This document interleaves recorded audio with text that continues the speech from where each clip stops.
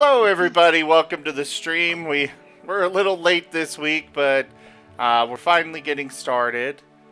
This is our new Fists of Furry D&D group, which will be streaming every other Monday, obviously, starting tonight.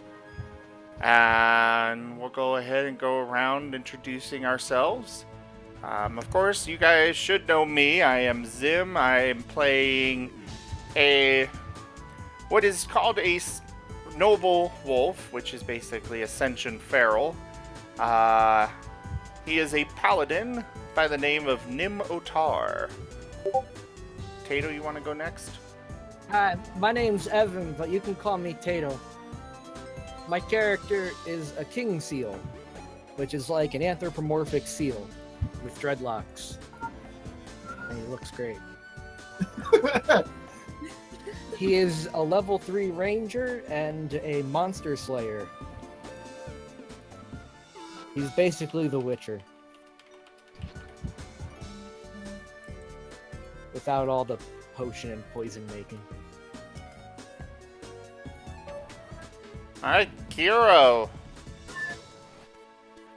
Kiro does not have a mic right now, so you guys can see there's a text chat where he'll show up in there.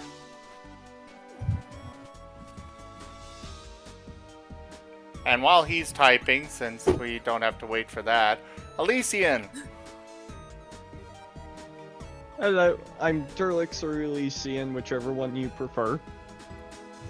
I'm a lone wolf, which is a sub-race of the Canis, which are just, for the purposes of this, anthropomorphic wolves.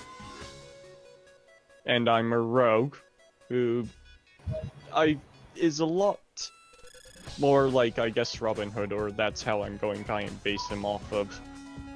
A good-hearted fellow.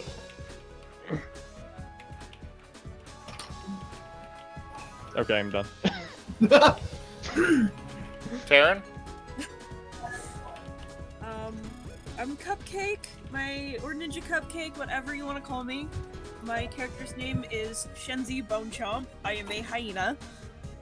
I'm a level 3 wizard, I guess. I have to officially be called. I'm a necromancer. I like to hang out with dead people. They're much better than living people. I build dead people. So, yeah.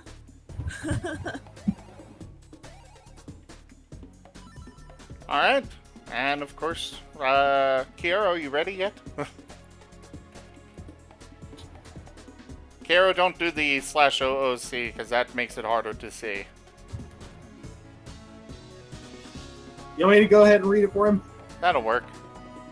Hey there, I'm Kiero. I play an albino red kangaroo with the exact same name, with the role of cleric. Also, level 3, Smiley. You should read for him all the time. Oh, God. No, I want him to have the voice of Kermit the Frog the entire time. I can make that happen. Oh my god, we'd never get anything done because I laughed too hard. Yeah, let's actually get some things done. I guess it's my turn. Yes. I am your dungeon mistress for this evening. I am Rika. You may call me Lady Rika, your Royal Highness, or Goddess above. I will be running this game for this lovely group of creatures, and I will try my darndest to kill them, but in the most fair and cunning ways possible. I'm cringing already. As well you should. I'm not cringing. You will. Alright. So, Rika, Yes. take us The realm of Arcos is slowly returning to normal after a massive realm-wide war. Many factions have lost all but a handful of its members. Many magical races now find themselves at the brink of extinction. Even the long-lived elven races dwindle. Aberrations and other fell beasts have come through the tidal breaches between the realms and roam free. It is a time of calamity and fragile peace among the civilized races. Still, evil awaits to make its move. At its head is an unknown yet nigh all-powerful magus. He pulls the strings of the drow, orc, and other underdark races. If it had not been for a brave few, Hulfric, dwarven warrior, Ulrich, human paladin, and Tara de Tyr, elven mage, and Kor Maldora, dragonborn ranger, the dread magus Nephtalim Mordran would have found command of the realm of Arcos. Each of the heroes gave everything they had, some even their lives. The only living member is rumored to be Halfric, though he has not been seen in almost 40 years. It is said that he has passed from this mortal plane, but stories still spread of his exploits. Even now, in the small town of Veldencamp, a small ragtag group of heroes gather at the Tipsy Monk, not knowing that they are about to embark on a journey they never knew possible.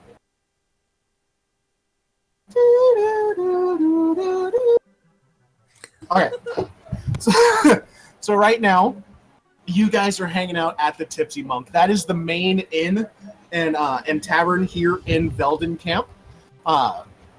That's where you guys are going to begin your story here.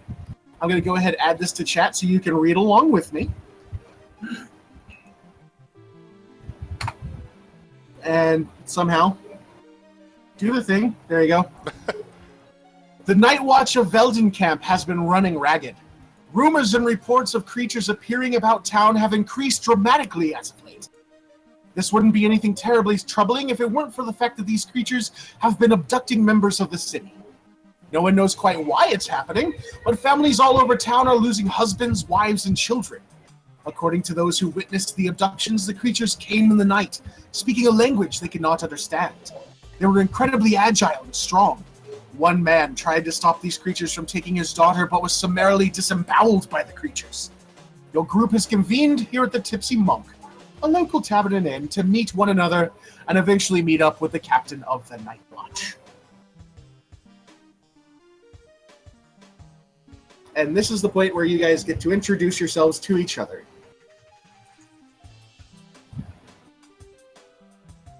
I am somewhat awkwardly sitting on a bench at one of the tables. I guess I would have found whichever corner is the most cornerest corner and sit there. Not the darkest corner, but the most perfectly 90 degrees available. Yeah, pretty much. Tato at the bar stool, he's sitting on it backwards so that he can face the group. Okay. I'm just sitting at a table, minding my own business. Probably looks like I'm talking to myself. I might be talking to myself. I might be, but there's no real way to tell.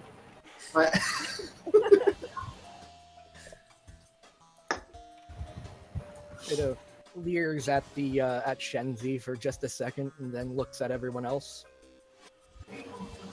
Intrigue. Shenzi, you should totally look at him and lick your lips.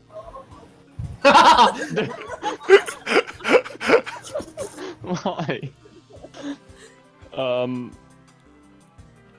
Elison's just flipping a coin, the typical putting it on your wrist and then removing your hand to see if it's heads or tails. And occasionally raising his fist slightly or looking disappointed depending on what it flipped to. Yes! Yes! Yes! Crap! Yes! Pretty much. Hey, barkeep, where's this captain of the guard that we're supposed to be meeting with? Oh, don't you worry about that, none. He'll be alone shortly. He usually is here about, around about evening-ish time. He typically gets a little hungry. He loves the potato salad. Would you like some? I'll pass. How much is the potato salad? Oh, the potato salad, that is going to be 3 copper pieces, if you don't mind. I will pass. No thanks. I'm not, but I as only I'm have gold nomming on the pieces. phone. Everybody's like, oh, copper pieces. No. I just don't like potato salad. It's just weird to ask. I'm a wolf. I love potato it's salad. veggies aren't exactly something I care for. Veggies are not wolf food. I'm a wolf. Got and I'm anything going with to eat more, animals because it's food. Got anything with more of a meaty? Got any meat? Yes, that. Do you have anything more meaty? Like meat? Yes, we do. I just ask that you don't ask where it came from. I'm gonna Well, give where her a did it come flat from? stare.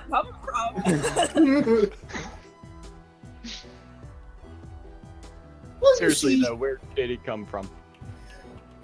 here and there, the local gatherers and hunters, they're scared to go out at night, you see, and most of the creatures that we catch during the day, they're not they're not exactly normal for what you might call meat creatures.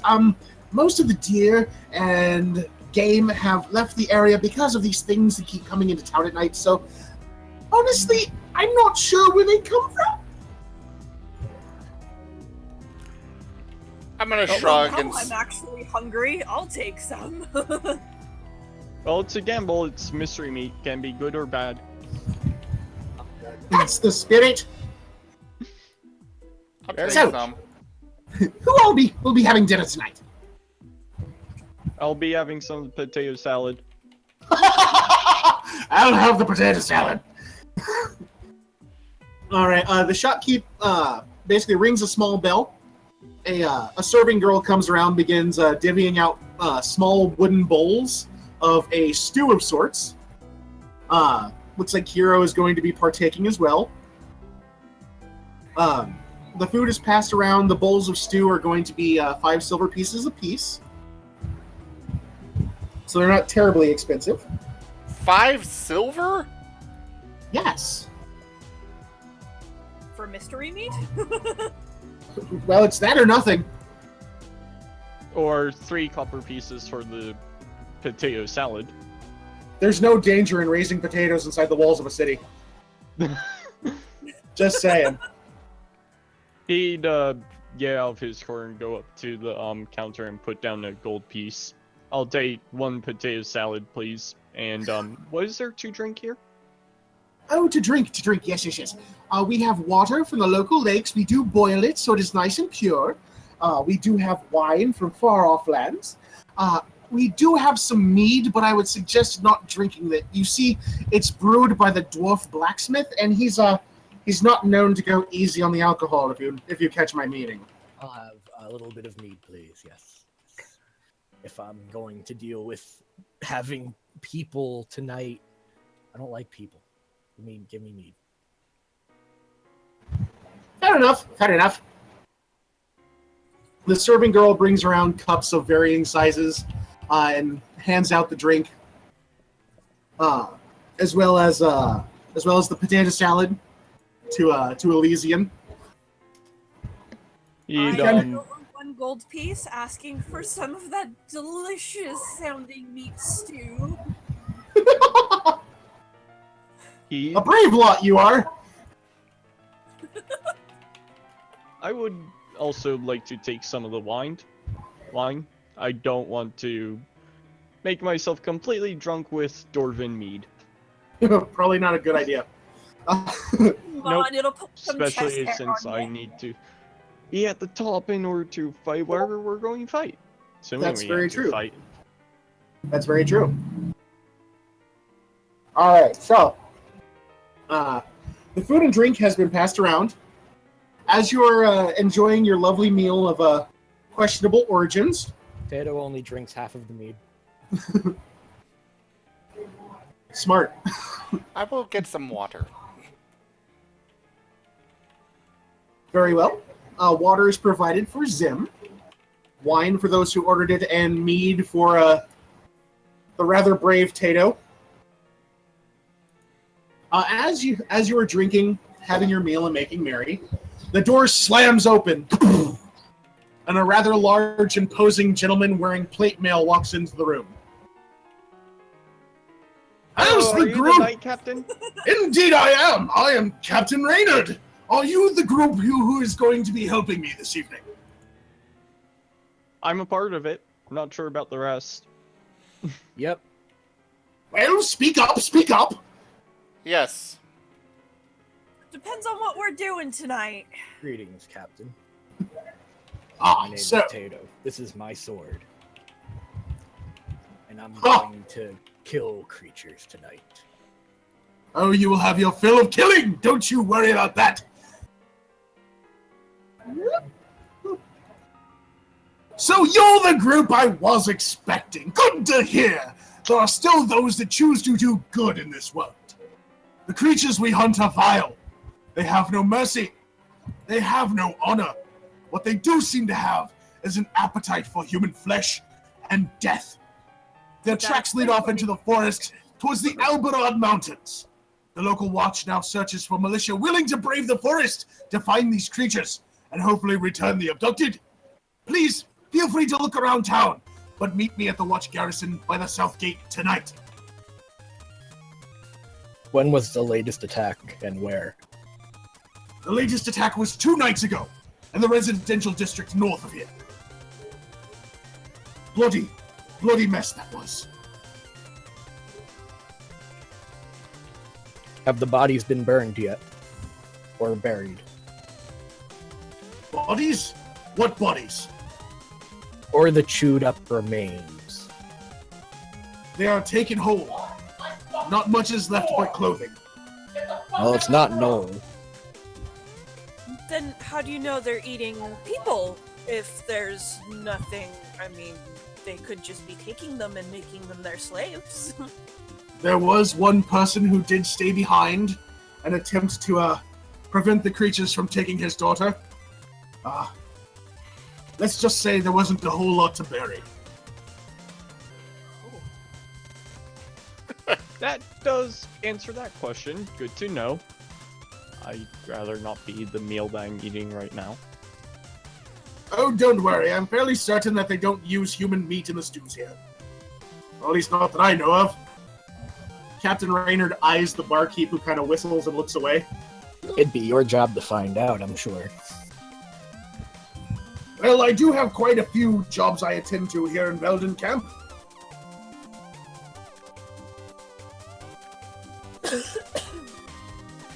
So, until then, I'm going to return to the garrison and prepare my men for tonight. Please, feel free to explore Beldon camp. It is small, but we do have much to offer. Until then, fare thee well. Farewell, Captain. With a Tato slight just thump gives a on the thumbs table, up. With a slight thump on the table, he turns, his armor making a quick shkack, and he marches out the door. I Well, shrug and I'm lap at perfectly my soup. happy following the dead bodies, so I guess I'll be meeting up with him tonight. Ooh, dead bodies!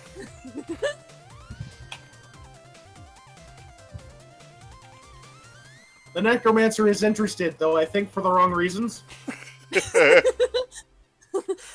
So, depends on what you consider to be the wrong reasons.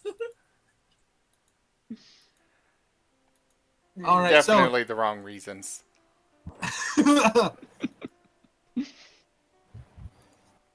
So the group does have time to actually explore Beldon camp before they meet up with the guard captain. You may head outside of the Tipsy Monk, if you wish. I'm gonna lap up my soup. You're going to what? Eat my soup. He's gonna eat his soup. All right, go ahead and eat the soup. Hey, barkeep, could I get another bowl of this incredible soup? Ah, you certainly can. But I will have to make it fresh. Is that okay? Absolutely, the fresher the better. Oh, thank you. All right. With that, he calls downstairs. Another soup. Make it fresh. And from a back door in the tavern, you hear a "Ah!" and then a. It'll just be 5 minutes. God.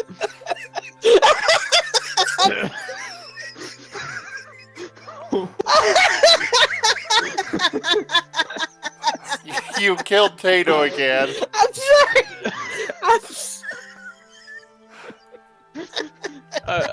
I'm more laughing at Cody's comments now. Cody's funny. Don't let her reanimate the soup.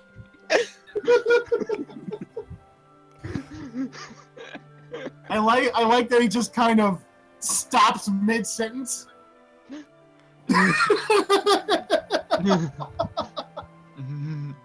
All right. So while the soup is being made, who is going to head out into Beldon Camp? I will. Barkeep, where are the interesting places to actually visit here, or places that adventurers like us might find useful? Come on. Keep drinking. Excuse me. I'm just drinking some lemonade. Come on, hurry up, because I gotta pour all this in there to make more. There. Thank you. Well, to be honest, the two best places to visit would be the tailor just across the way, and right next door is the blacksmith. Now, if you go to the blacksmith, do be warned, the one working the anvil is a dwarf. He is rather, let's say, obtuse. He can be rather gruff and grim. His friend X, though, X is an amazing person. I would suggest speaking to them if you have the chance. Is he the one that makes the mead? The dwarf is, yes. Ah, I like dwarves. They're to the point. I like dwarves. I'm an animal of few words. I like it. I like dwarves. No, I'm not giving up 10 silvers. For what? To the barkeep for the barkeep telling me where everything is. He's not asking for money. I know. Yeah, look in the Twitch chat Oh, yeah, we do have that down. for context. I should probably go ahead and open up Twitch then, shouldn't I? There's a link in the I have to streaming do a password reset. Anyways, thank you very much, barkeep. I think I'll visit the barkeep. No, you're the barkeep. I'll visit the blacksmith first. As he quickly scampers out the door. Oh, very well then. Slightly Have a good evening. embarrassed.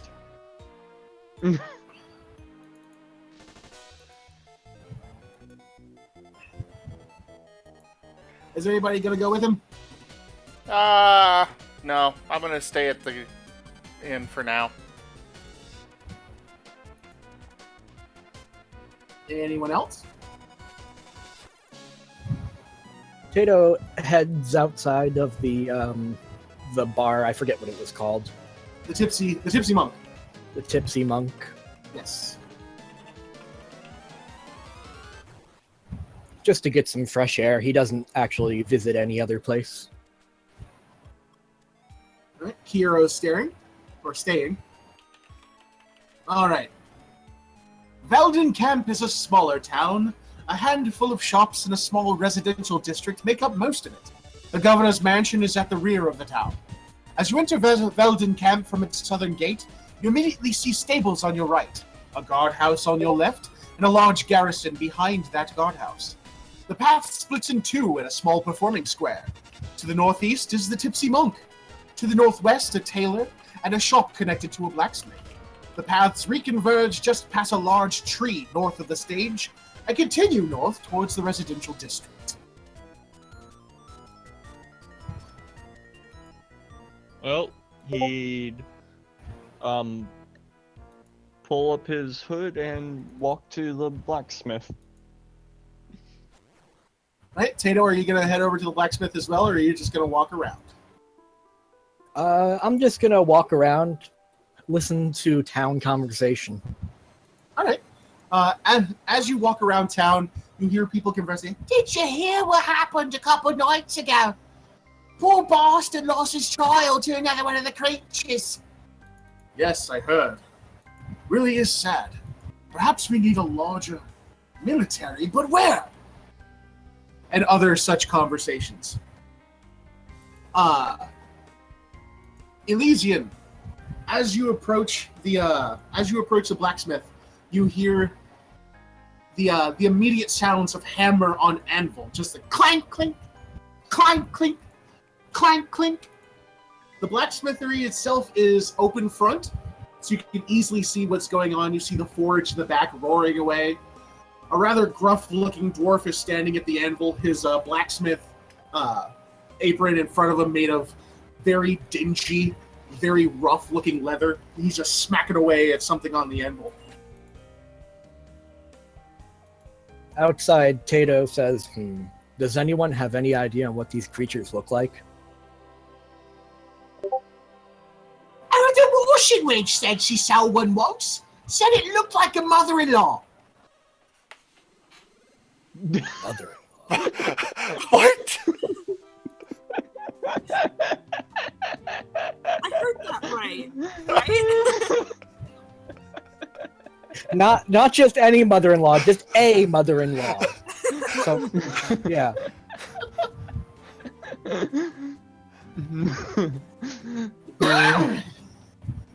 All right, so Elysian, you're there at the blacksmith. What are you gonna do? Okay, 1 second. Elysian, as curious as ever, that's the word I'm looking for, Okay. going to enter into the blacksmith to get a closer look at what the blacksmith is currently working on. Hey, what's going on here? We don't allow dogs in here. And he attempts to shoo you away. Oh, I'm looking to buy something though. I'm gonna buy something. Do I look like some kind of shopkeeper? I just make the shit. I don't sell it. Oh, If you want to buy something, head on next door. okay. Talk to X. He'll know what to do. Bye then. Have fun smithing. Tato could hear the yelling from there, and just thinking the innkeep wasn't kidding. This guy's loud. He walks into the bar. I mean, into the blacksmith.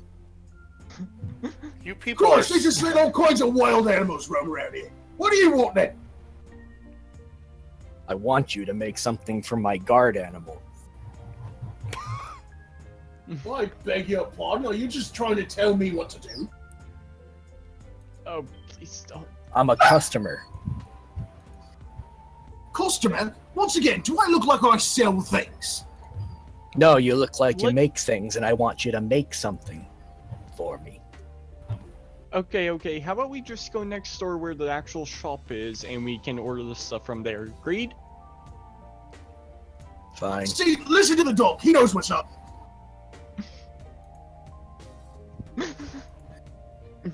Anyways, Ellie-san would go to the shop next door and enter, looking around for the person named X. As you enter the store, there is a rather young-looking human standing behind the counter. As you enter, a bell above the door makes a little ding-ding noise. He looks up from what he's doing. Oh, hello there. How's it going? Hello, it's going good. This is the blacksmith shop, right? Oh, absolutely. X-Tara, at your service. What can I do you for? I'm Ellie-san, and I'm looking to see what you can offer. See what I can offer? Well, I can offer quite a few things. With that, he motions to the back wall of the store. There are a few items hanging there. Within there, you see all different types of swords. Great swords, long swords, short swords. He also has an assortment of different types of bows, as well as ammunition.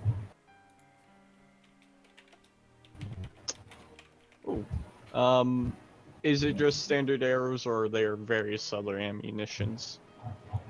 They have arrows as well as crossbow bolts. Oh. Okay. I'm going to look at the, hold on 1 second, I need to look at something. Okay. While I'm doing that, I guess Tato can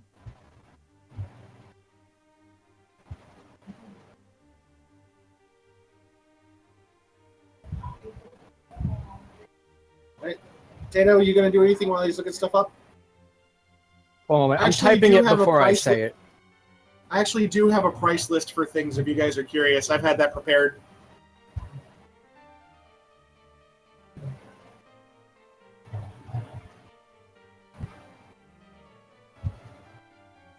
Okay, well, is my soup done? The soup has been ready for quite some time. They have brought it out to you. The bowl itself is steaming. It seems to be a slightly different color than the bowl you had previously, and the meat seems to be a little bit more gray than dark. But the serving girl does inform you that it is the very same type of soup. It just looks this way because it's fresh. It's gray, but it's fresh. Yes. Yes, fresh, very fresh, very fresh. Huh? Okay. And I get to eating it. All right.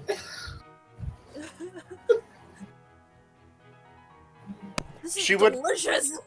I think she would have preferred it be a little bit more, still mooing or squeaking or whatever sound it makes. Well, being a necromancer, I'm sure she would have liked to kill it herself, but No, I don't like to kill things. I like to bring them back. As my friend. I'm good at making friends, evil grin. Oh. They say raising a family is hard, but it's really not if they're buried close enough together. Oh, nice. Well, aren't you a delightfully dark one? I imagine this innkeep has like the biggest mustache ever. It's a beautiful handlebar mustache, if you must know. Of Is it course it orange? is. Is it orange? Is he like round with a cheery face and a big orange mustache? He is rather That's what I'm portly. hoping too. He is rather portly. However, his hair is a dark auburn, almost black. Okay. You really had this figured out.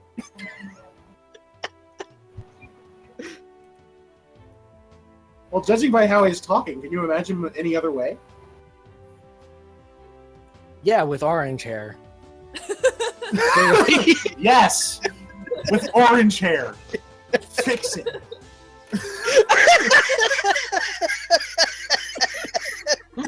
Oh, God. Really, Cody? If she's a necromancer, she could probably make it wiggle by herself, thank you very much. Independent necromancer. Feminism. Because feminism. After I finish my soup, I'm gonna go ahead and head out and look for any temples or... It is a small town. Most people are agnostic. When you've got a pantheon of hundreds of gods to choose from, how could you not just pick one? Because people here rather not be bogged down by people asking for money for various temples.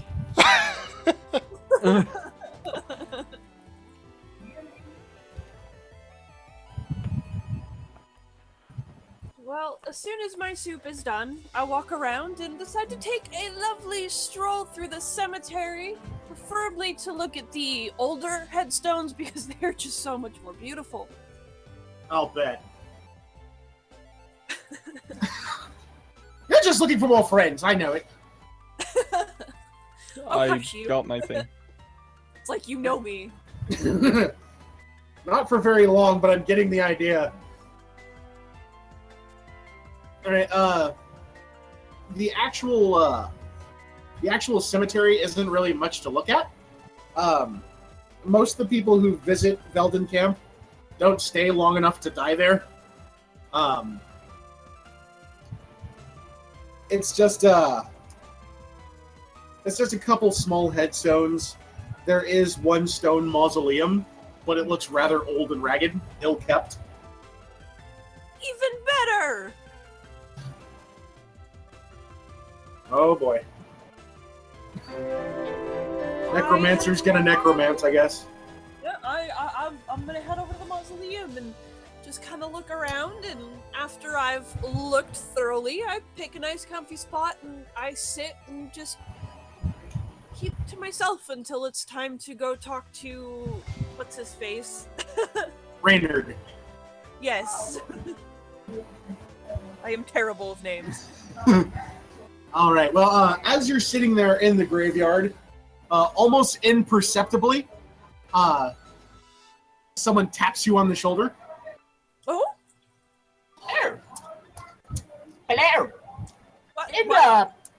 who might you be? You don't look like you belong here. Far too alive. And he pokes you with his walking stick. Oh, honey, I only keep the company of those who, well, aren't. He kind of chuckles when you call him honey. I haven't been called that in a dog's age. That's been quite a while now. Ah, well, words are words. That's why I prefer the dead. They don't speak. Ah, I'm with you there. I see you're interested in this here mausoleum. It's beautiful. Well, it used to look much better. In fact, I've tried to fix it multiple times, but people just don't come by like they used to. Ah, no. It's not just the bodies that have to get old. It's everything about it. And it just makes it so much more beautiful. It's so much more reflective of the state of everything. You know, it's awful nice to have somebody come by who can appreciate this. Say, what's your name? I am Shenzi. And who are you? My name? I don't rightly know. You don't know your name? Well, you see, I spend most of my time in this here graveyard. I don't talk too much, and honestly, you can only introduce yourself so many times to a headstone before you stop hearing them talk back. Like you're talking to a ghost. You made a friend. Of course I made a friend. And Well, you didn't have to kill them to do it. they can talk back. It just takes a few tries.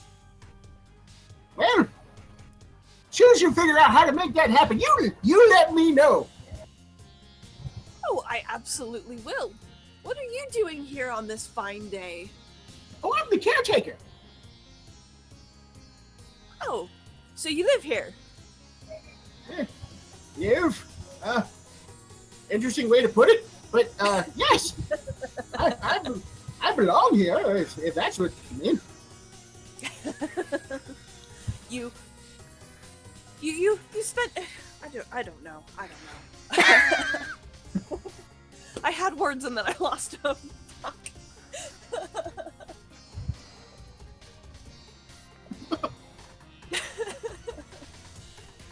As you sputter and try to find words, when you turn around to look at him, he has vanished. Oh, well, you come and go, and come and go, and go. Oh well. And then I continue to sit by myself, waiting and enjoying the scenery. Actually, if you could give me a perception check. Okay, let's see if I can remember how to do that. Go to the skills tab. And the little boxes that have the small dice on them, you just click and drag that over to the chat box. Or double click it, one of the two. As you're searching around for the old gentleman, you find yourself staring at the mausoleum, and you see iron castings showing the faces of those who are in the mausoleum. And your skin begins to crawl as you recognize the face of the old man. I walk up and I slowly put my paw and just kind of pet it in awe. Is there a name with the casting, or is it just faces? They are just faces. Any names that would have been on the mausoleum have long since worn away. Okay. Well, I mutter to myself about how how nice it is to meet a friend in a place like this, and that somebody actually stays and takes care of their future generations. As you place your hand on the mausoleum, there is a small thump next to you on the ground.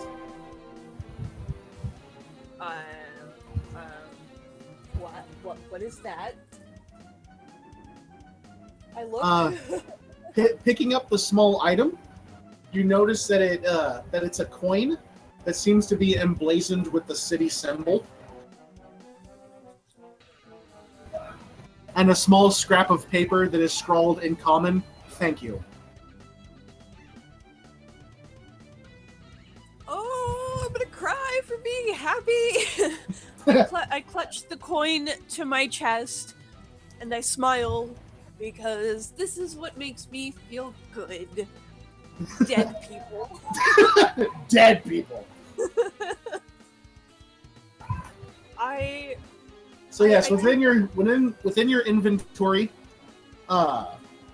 you're going to put Mark of Beldon Camp.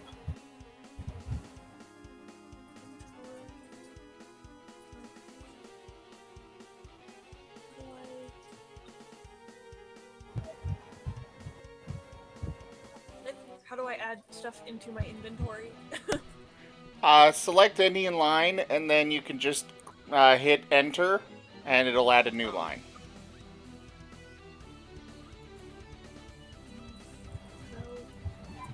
Then camp.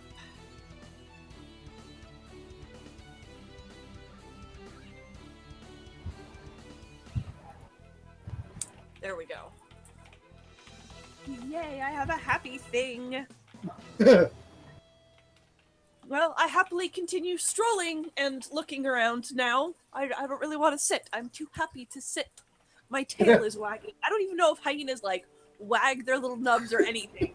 But Wag their little nubs. That's just adorable thinking about.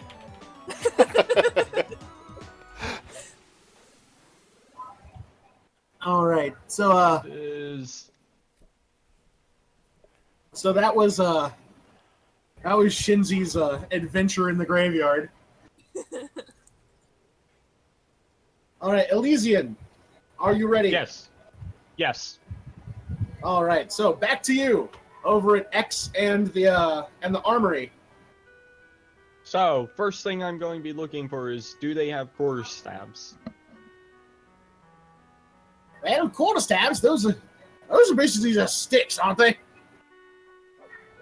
I like mine to be actually crafted. Well, aren't you a picky pup? Very well then. He goes to the back of the shop. When he returns, he's holding what looks to be about a 4-foot-long staff. Both ends have some kind of iron bolting at the end of them that look like striking surfaces. Perfect. How much is it? This is roundabout's the only one that I currently have here. Unfortunately, since resources are kind of hard to come by, what with, the war and all, we do have to ask quite a high price for items nowadays. I know that quarterstaffs usually are fairly inexpensive. However, I must ask for at least 5 gold pieces for this.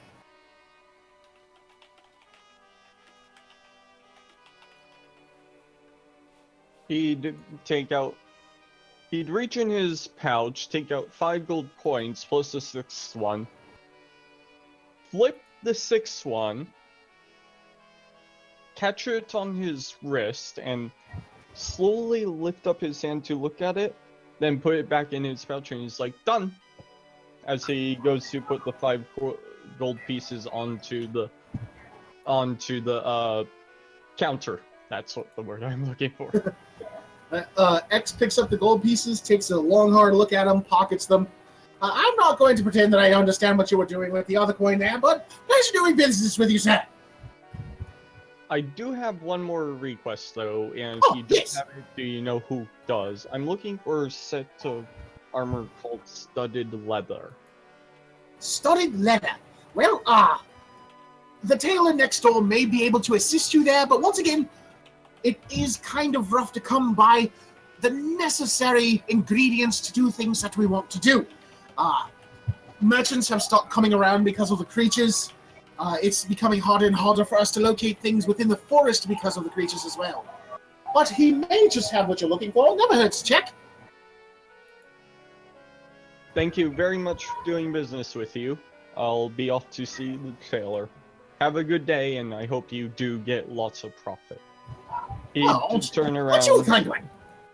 He'd turn around and stride out of the blacksmith, leaving Tato there. Tato just nods as he enters. Okay. Oh, quite the few animals here in town today. Is there a circus that I was not aware of?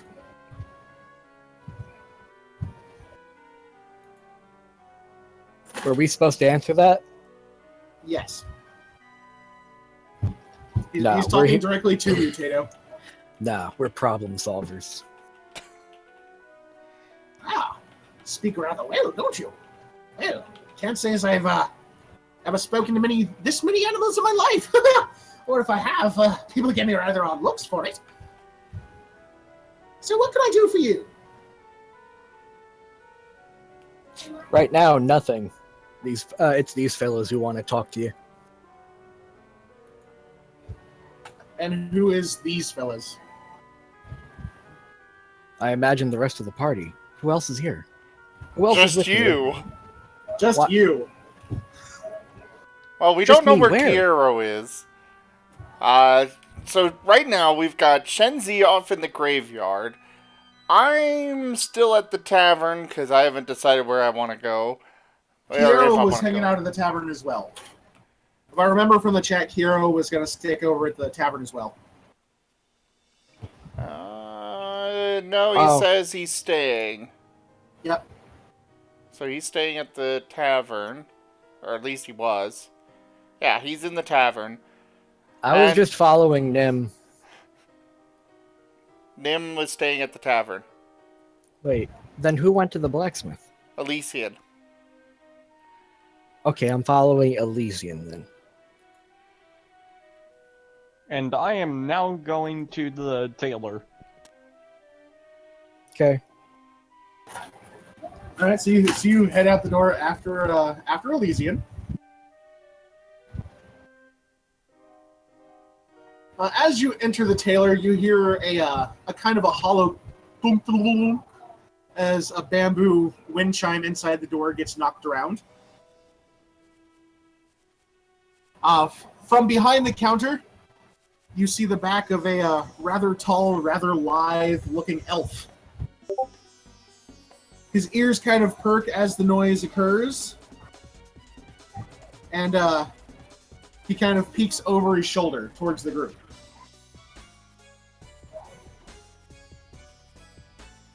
Or towards you two, I should say. Hello, I'm Elisan, and you are? Oh, such a cute little puppy! I'm not a puppy. Oh, don't be silly. Now come over here and let me give your ear a scratch.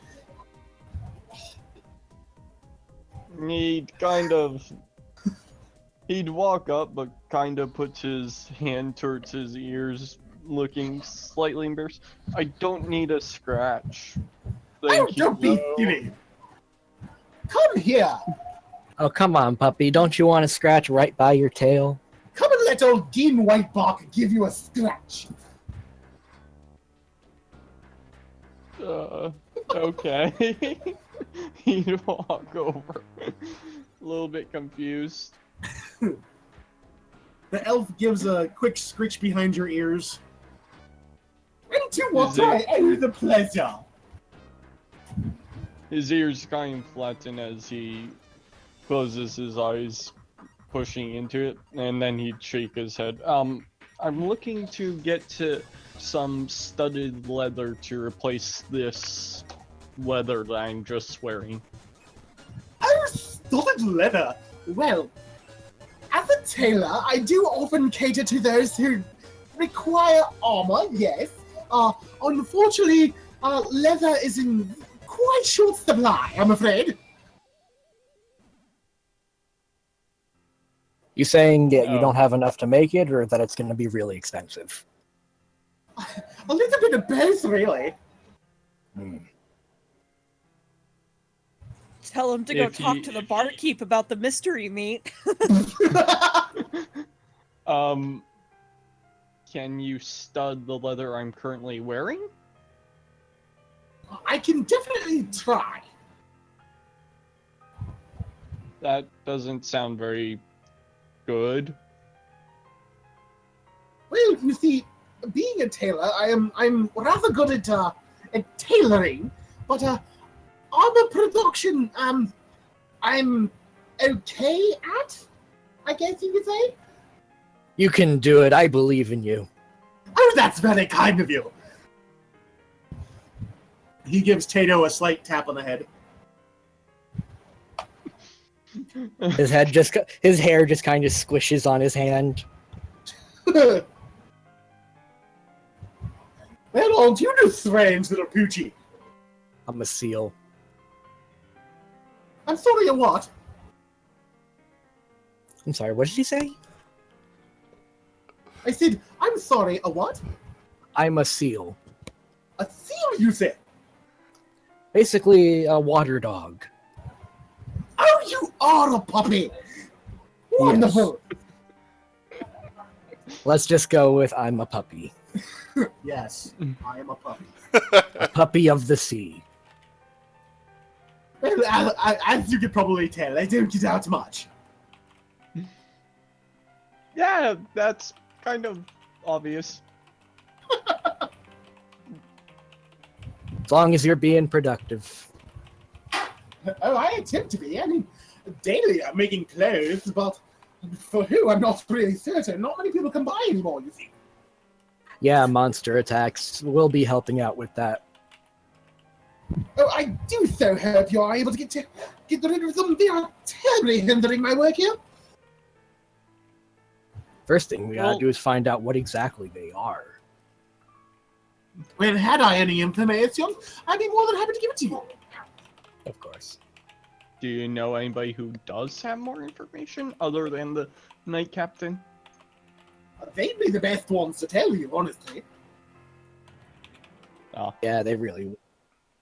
That or the attack victims. Well, speaking to the attack victims, I don't feel would be in very good taste, you see. Even if it was to help figure out what these monsters are to kill them better? Well, for that, I suppose it would be okay. However, the families that have lost people, they're, how should I put this? They're sensitive. Yeah, I get that. Oh, okay. I see.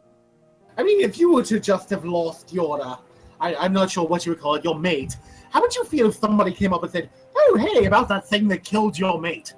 It's not really something that people would be accustomed to. I mean, I don't think anybody's really accustomed to that.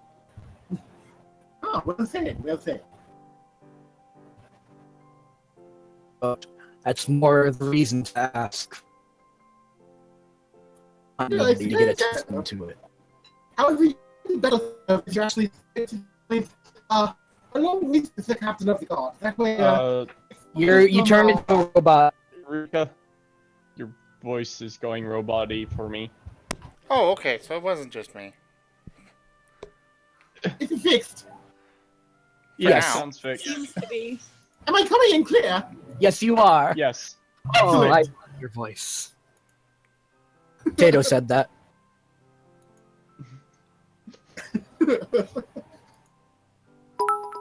What a songly voice you have. I like to think so. Would you sing for me? To be honest, I don't know. I don't know many songs. What songs do you That's know? alright. He said he doesn't know any. Oh. Though I may be an You heard elfkin, any, I heard many, but it does mean there's some. Yeah, I heard that the elf knows at least a few. to be honest, as an elfkin, we don't really sing many songs. There are some in my native language, but I'll be damned if I can remember the words. It's okay, just sing the happy birthday song. Because I've already heard it 3 times today. I'm sorry, what song? Never mind. Sing Twinkle Twinkle Little Star. Okay, guys, come on. Okay, fine, Not fine. over here. I'm sorry. God. He kind of leans over to the other critter. Is the Walter Pupper not quite right in the head? It started to seem that way. No. I usually just Granted, live in the I've- forest. Or wherever. Granted, I've only known him for about an hour now, so Yeah, this is the most I've even talked in like the last hour. Well, I think there may be a veterinarian in town, but I'm not really certain. If he starts to go rabid, be sure to let the constabulary know, please. will do. Don't put him down for myself. Rabid seal with a longsword. Oh, joy. Now that'd be a terror. Orf, orf. All right, so Oh, God. is there anything else you'd like to do there at the tailor's? No, not really. Well, thank you for your time and for attempting to help. Oh, you're very Wait. welcome. Nice seeing you. Oh, indeed, indeed. Anytime you'd like to come back, just come on by. Next time we come back, we'll be heroes. Oh, I look forward to it. I shall have treats at the ready. Oh. I look forward to them. Oh. He'd kind of go in and scamper out like he did out the tavern. I'll follow. I do hope they come back alive. What's that? I'm gonna ask the I innkeeper said if to I, talk. I'm gonna ask the innkeeper if I can borrow the kitchen. You want to what now? I want to cook some stuff. And what was it you might want to be cooking in my kitchen?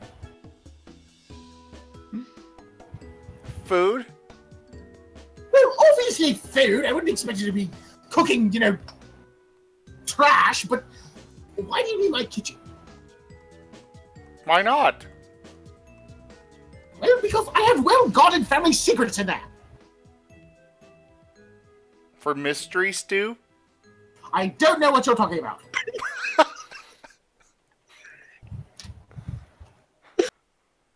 I shrug. That recipe was my mother's recipe.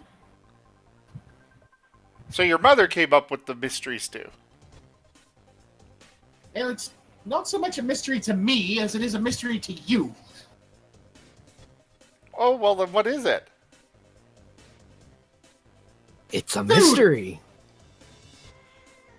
Well, obviously it's food, unless it's trash like you accused me of making. Oh. I accused you of no such thing. Oh. I'm just gonna shrug and then leave. Mm. Wait. I just realized. Sorry, my friend's not right in the head. And is a total brat. Isn't Sim a feral, which means how does he even cook? Don't worry about it. The less you know, the better. Just understand it works. He put extra points into that.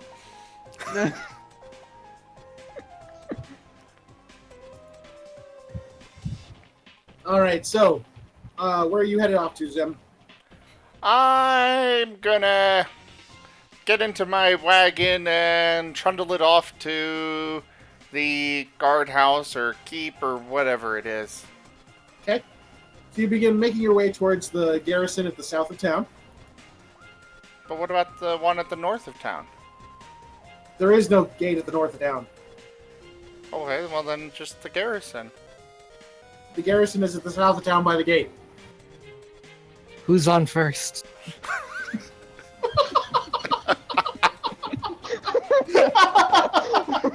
Now look here, yo. God, I'm laughing too hard on that. I make the jokes here.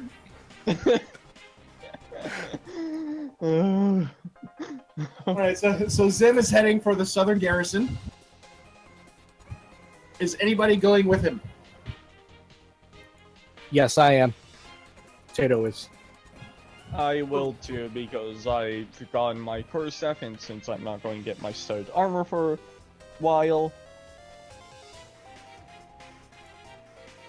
I'm just gonna lounge in my very, very comfortable wagon on the way. Comfortable wagon or Here. comfortable for feral wolf wagon? No, very comfortable wagon. Alright, I'm pulling the wagon just for him. I've got a horse. Oh, I was thinking of a Oh. toy wagon. Oh, I was thinking of like a little kid's red toy wagon. It's pulled by a little chihuahua.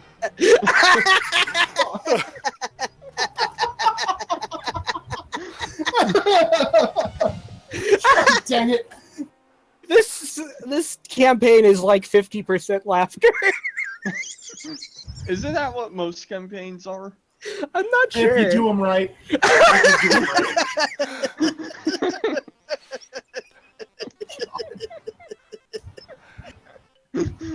Oh, But no, I have a pimped out wagon with a tent above it, with little straps that I can pull a string and the sides will flop down in case there's rain or something to cover the whole wagon itself. There's blankets and pillows and all sorts of stuff covering most of about half of the wagon. I've got a chest and some extra space for storage in the back part of it.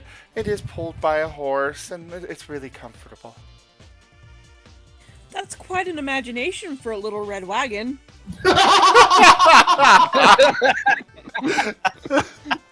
Can we just say the wagon And is along- actually red for the sake of this? And along the side is a lovely little note that says radial flyer.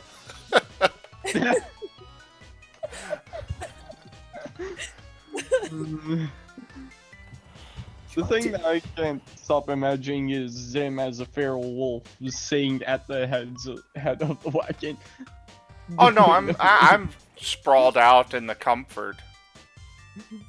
This is I way know, but when inside. you're I actually just imagine driving this it. giant feral wolf, like, curled up trying to fit into a teeny tiny red wagon.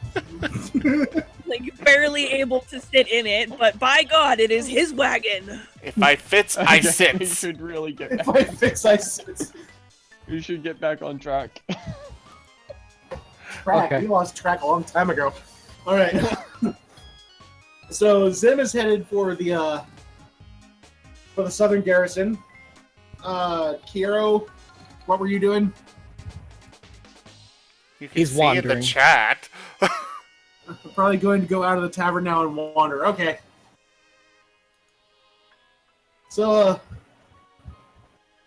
Kiero is just kind of aimlessly walking,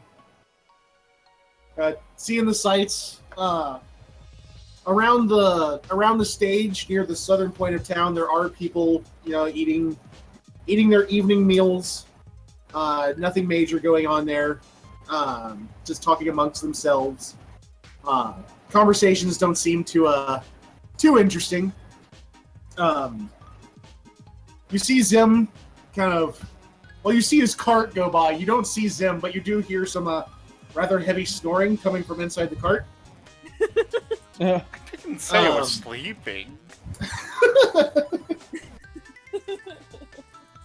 wolves even snore? This one does.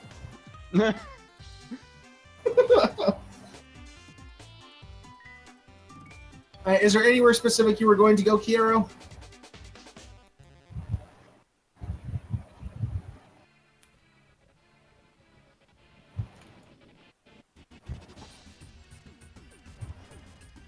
Alright, so upon seeing Zim, or Zim's cart, scoot on by, he begins following the cart. How about those that were over at the tailor? Tato, Elysian. I'm following Elysian. And I was going to go start making my way towards Zimcart / south of town too, There you since go. I'm done with all my tasks in the town for now. Okay. I didn't really have any tasks, so I'm just following Elysian. Alright, fair enough. Why did you decide to follow me exactly? About the time you I left didn't the want tavern. to stay at the tavern, and I just Okay, saw that's fair you, enough. and I just saw you and decided, okay, I'll just follow you. It's not. This looks like It wasn't fun. a conscious decision. Alright, and Shinzi. Well, as soon as I see the cart and people walk by, I twitch my ear to the side a little bit and ooh, a parade! A parade! Let's go see what's going on! The most cheerful necromancer ever. I like cheerful necromancers. They're I fun. love it. You burned down a village. I burned down a village. Now I can make more friends! Oh god. Don't actually burn down a village. You blew Destroyer. up the moon. I blew up the moon. Unless it's a null Disclaimer for village, you can people burn watching, those down. Don't blow up the moon. Disclaimer. Fists of Furry do not endorse blowing up the moon. To do so is Akira very, very bad. Toriyama does. Blew it up twice. No. Fists of Furry Z, and Fists of Furry GT are owned by Toei Animation, Fuji Animation, and Akira Toriyama. Please support the official release.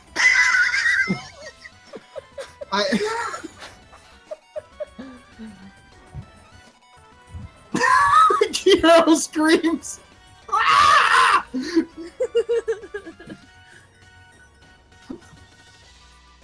All right, so you've reached the southern garrison. Finally, as the party finishes up in I town, burn it night down. has fallen. What was that? I burn it down. Okay. You attempt to set fire to the village. No, just the garrison. Why? That's where all the soldiers are. Well, yeah. If I kill off the soldiers, then I can be king. No, you'll just be an arsonist. You know, unless they kill you first. Oh. And you know, they are people with functioning legs. I mean, they can just walk out of the garrison. They don't take kindly to being set on fire. Yeah, this is about the time. Oh, yeah? Yeah? Yeah? You would be right, Kiro. I can't wait to see these things. As you approach, you begin seeing soldiers in makeshift armor and worn weapons gearing up for the watch. Townsfolk begin heading northward to their homes for curfew. Curfew. Well, would you want to be caught out late at night where things could eat you? Nope. Of course. Oh. Right. Necromancer. Weird. Got it. I don't think it's a good idea to be so open about being a necromancer. Well, actually, in the D&D world, they're not actually frowned upon. It's just Really? another school of magic. Okay. People do frown upon what they do, because, well, most of them tend to wind up going evil, but necromancy itself isn't frowned upon. Well, I don't know that chaotic neutral is typically an evil alignment, but you know. Chaotic neutral is pretty much the crazy, I'm gonna do whatever the fuck I want alignment. Necromancer! Really. Exactly.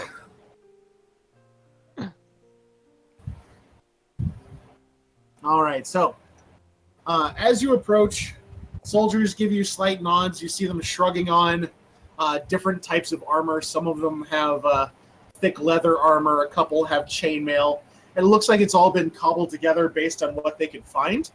But there's not really anything that looks too new. It all looks rather old and worn. I'm gonna get up on the side of my wagon and hang my tongue out.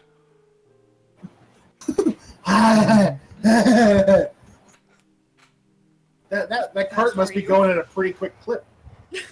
No, it's just a crawl, but doesn't mean I can't do it. Hey, you got a Just point there. Ending. All right, as you stand about, looking at the soldiers, you hear a bell toll 6 times from within the garrison. The doors open, and Captain Reynard strolls out in his full armor and regalia. Greetings, one and all. I set him Thank on you fire. for joining the Night's Watch. Yo, come on. Please don't set the captain on fire. Okay. You know, eventually I'm going to take that seriously, and you're going to have a big problem on your hands. I'm Just surprised saying. you didn't take it seriously now. I felt a cold sweat. If it's mentioned one too many times, it can and will happen. And then very dangerous things will happen to the lot of you. You mean Zim? I'm going to get the. Out there. Wow, I'm somebody going just to caught the get the 415 bus. Zim, if you do that again and someone takes it serious, I am throwing you under that 415 bus. All right, Quick so, question. yes. What's a bus? It's a giant metal trolley that will run your ass over.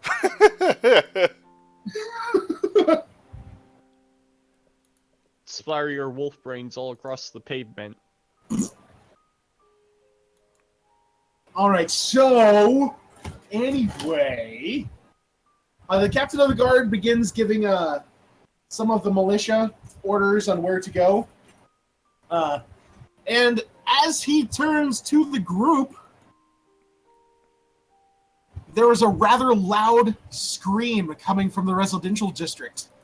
Being that I don't think anyone here could accurately do a high-pitched female scream except for Cupcake. Cupcake, would you mind? There, I did have my child in the next room. I Never did it mind already. Never mind, then. It's Okay, fine. Mine was actually, good. You know what? We're going to use that as motivation. Imagine you just walked into the child's room, and they have managed to not only steal your makeup, but find out how to open your lipstick and smear it on the walls. What would that sound like? God. Personally, I don't really scream. I would growl. Ah! She's more likely to I already skin gave you him. a scream. Just go with it. Oh, fine. Your girly scream worked just fine. Thank you. God, end this, please. I'm sorry, I don't want to make my kid scream. That's fine. I respect that. All Apparently right. these guys don't. Need to do a girly scream. The soldiers suddenly begin to panic, and a handful of them immediately rush northward towards the residential district. Well, as soon as I heard the scream, I started running towards it with my nubby little tail wagging. Same. I unsheath my sword and go towards it. He'd This is going to be a show. he'd sigh and then draw out his bow. Going. How are the rooftops, by the way? over the. There's only 2 buildings between you and the north, and that's the tailor and the blacksmith. Oh. Are there residential houses like them? I will tell you once you get to the residential district. Okay, well, right off to the residential district. It's All right. a little town, but it has districts. Well, they're not big districts, okay? I They don't gotta think make themselves look big, you know, it's for tax purposes. Shh. Shh. Okay. All right, so is everybody heading northward? Yeah, we I are. All I know suppose. is that we're heading towards the residential district. All right. Nope. The residential district is fairly sparse. The main road leads northward, then curves to the east towards the governor's mansion. 3 houses dot the left, with 2 more on the right. Braziers shed light upon the areas along the road at nighttime. Small trees and large hedges can be seen around, as well as the town wall just west. The militia have already assembled in front of the closest home and are speaking with a man and a woman. The woman is in near hysterics. So their residential district is literally only 6 buildings It's 5 houses and the mansion. and a mansion. Really? Yes. Well, it doesn't sound like there's too many people that could have been stolen and eaten. We should move on to the bigger, better realm.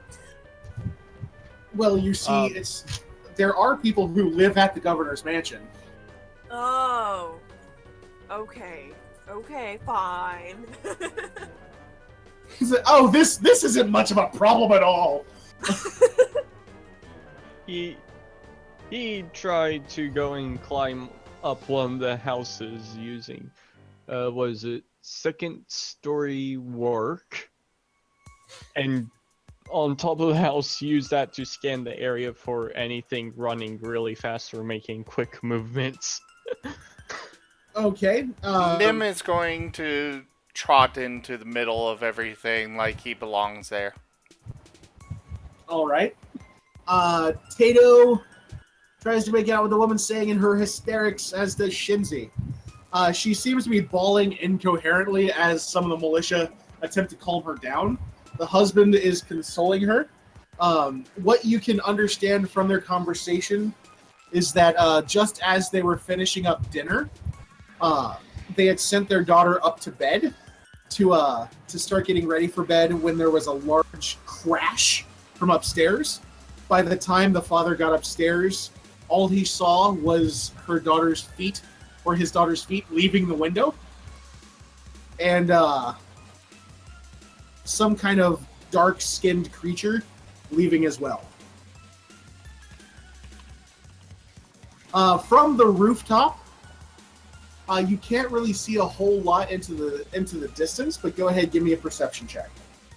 Okay, let's see, so it's here, and do I have it? Oh, no. Oh god, I know what's been attacking people. This one. Excellent. All right. From your spot atop the roof, you begin scanning the immediate area. What you do notice is that behind the house, connected to the top of the wall, is a dark iron grappling hook. There is bits of glass down on the ground next to the wall, obviously where the creature had leapt down and dashed off with the child. Possibly even back over the wall, considering how close it is. He'd yell out to the group. They made off from behind the house on that section of the wall as he jumped off the roof, going to make sure to jump far enough not to hit that glass, and begin using that very same grappling hook to scale the wall. The grappling hook actually has its rope on the opposite side of the wall. Oh. There is no rope on this side. Oh, okay. Damn it.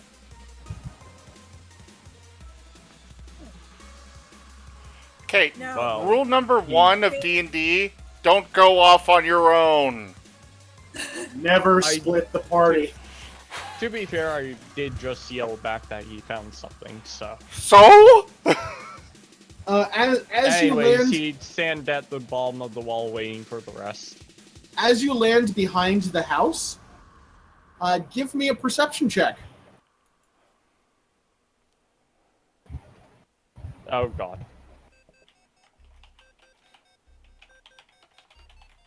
That was a shadow die. Doggone it. That's not supposed to be there. Tato also makes his way for the captain and waves for his attention.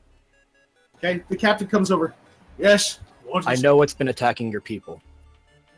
do you now? I am 99% sure that you are dealing with Drow. I should hope not. From what I've heard from the front lines of the war, the Drow were merciless hunters. This doesn't seem like the work of Drow, though. Too cowardly. Drow are cowardly. Most elves are. Be that as it may, from the stories I've heard, if it was a Drow incursion, this village wouldn't even be here.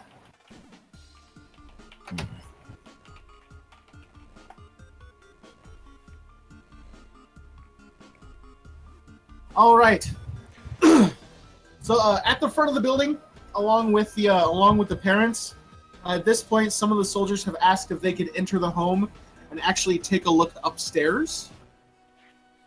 Is anyone going to go with them? Sure. Yes. I'm gonna go. I'm gonna go. All right. As you enter the house and head upstairs, there are two rooms. Immediately to your left is a larger room, obviously the parents, and in front of you is a smaller room. The door is open. There is a bed near the west wall. There are shards of glass and pieces of splintered wood strewn about not only the floor, but also the bed, indicating that the window had been broken inwards and the child taken that way. Everyone in that room, give me an investigation check, please. Can I have advantage if I'm using my sense of smell to also investigate? Yes.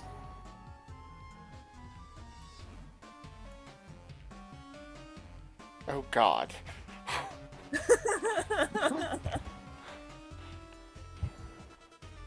Wow. You guys are both blind. So Nim and Tato are basically just standing around wondering what the hell could have done this and taken a kid in the middle of the night. Meanwhile, our necromancer, she's like, ooh, goody, and begins sifting through all the shards of glass and pieces of wood. You actually wind up finding a rather intact ribbon. And why did you roll a d8, Kiero? I mean, A for effort, but you do find a thin red ribbon, and stuck to the leftovers of the window, you find a shred of dark gray, dingy cloth. The moment you pick it up is when the smell of it hits you like a smelly fist. The smell is almost a mixture of earth, blood, and just filth. So it obviously didn't belong to the family. And probably something that smells pretty good to her. Probably. This smells vaguely familiar. Ooh!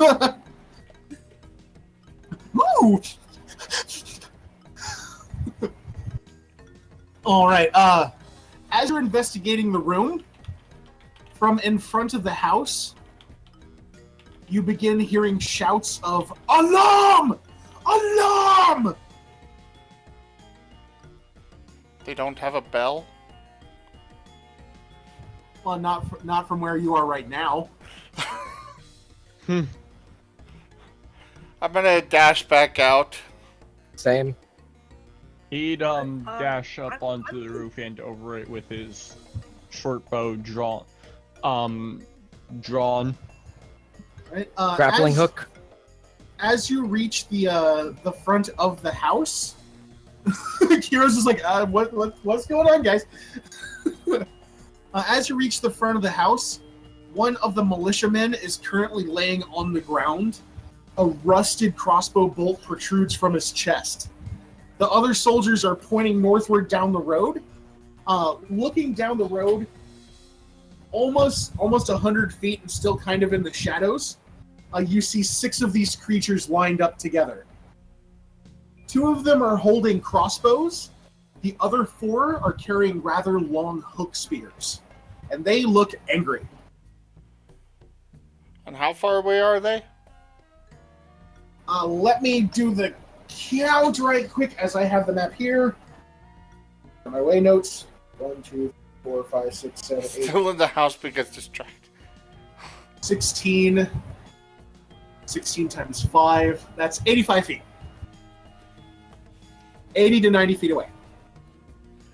And there's plenty of options for cover between here and there, right? With the other Yes. houses? Yes, as it stands, I am going to go ahead and where is the no, that's the party sheet. Zim, are you able to grab the marching order thing? Yeah, that's in the party sheet. Oh, right. I knew that. Shush, I knew that. It's under the order tab? Yep, got it. All right. I forget if you guys are able to see that or not. We can see the order, however, you are the only one that can modify it. Okay, so we have Elysian. He is up on our rooftop over here. Look at him spin. Look at him spin. Spin, spin, spin. Good. All right. In front of the house right now, the other 4 of you, correct? Yes. All right. I'm just gonna drop you guys in here. I'm still inside the house. Okay, you're still sniffing the dirty rag. Yeah, I'm trying to figure out what it is. Would it be possible to like do a history check on it or something to like just try and figure it out? Nature. Nature. Okay. Yes. You rolled a. Oh, I thought that was a 1 for a moment there. So did I. Unfortunately, even though the smells are familiar to you, they're not, let's say, specific enough for you to pick out any specific creature. Okay, and would I be able to smell the other guys at the distance and recognize that it's the exact same smell? Is that how scent works? I think you have to be within 30 feet. Yeah, well, unless the wind's blowing, but currently it's a still night. There you go. Some of those might help, Rika. Well, unless you got a long road with houses on either side. There probably is one. Oh, streets. Well, that's... I need like a single road. Streets 2? No. Streets 3? No, that's the same freaking one. Streets 4? No. None of these are just straight roads. There's a few different options there. I don't remember what all is available. I'll have to take a look through them later. Okay. For right now, though, I could give you a layout of what's going on. The road you're currently standing in is about 35 feet wide. It extends south back towards the main city square. It heads northward and eventually turns northeast past the creatures and eastwards towards the governor's mansion. The houses on the right-hand side are spaced 15 to 20 feet apart. So you do have room to hide between them if you need to. As it stands, Elysian is standing on top of the first house on the left. Nim, you are 15 feet from the house in the middle of the road. Tato, you are 20 feet. Kiero, you are 25. Let me go ahead and mark that on my map with a pencil that has an eraser. I'm not stalling because I can't find a pencil. I'm just talking because I like to hear myself talk. And where is the Goran pencil? Okay. Is it cutting out for anyone else? What? No. No, he was just talking like Picard. Or not Picard. One long, incredibly unbroken sentence.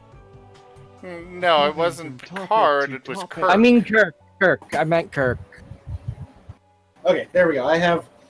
Well, just Can I kill Tato for that? in the middle of a word. Yes. I No. wasn't.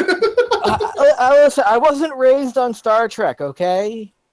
I'm so Can glad I you didn't kill just him say for Star that? Wars. To kill. Kill. Okay, so we have Elysian on the rooftop. Yes. We have Tato there. We have Zim there. Hey, And God. we have who's your face? Kiero over there. In the hall! Oop. Oh, that was excuse sexy. me. Oh, What God! is happening to Come on, you Tato's can do thing? better. Let's see. What is happening to Kiro's thing?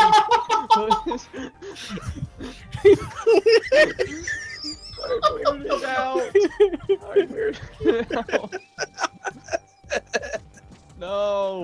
Shinzi, everybody has left the house because of the screaming in the street. That I totally didn't even notice because I was busy with the stinky rag.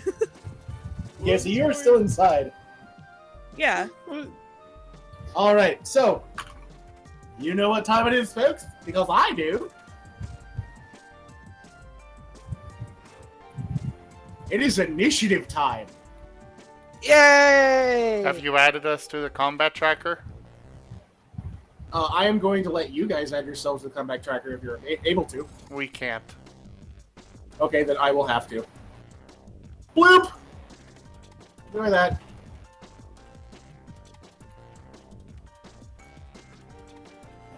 I rolled a 1 on my initiative. I appreciate it, but that's not how that works. Bloop. I believe I'm doing that correctly. Bloop. Just drag and drop on the combat tracker, yeah? Yes, though we're not showing up if you're adding us. I'm trying. I'm dragging from the party sheet into the thingadoo, but it's not thingadoo. No, we want to do it from the PCs, man.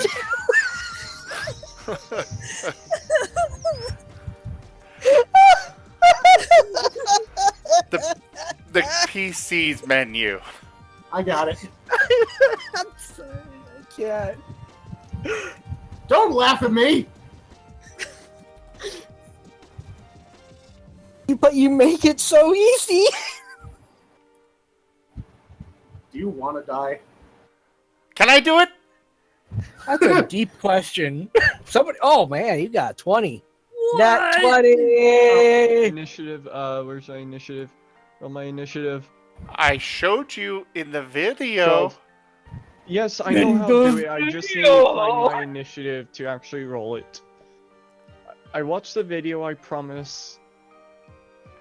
The All right, main now- tab underneath, practically the exact middle of the page.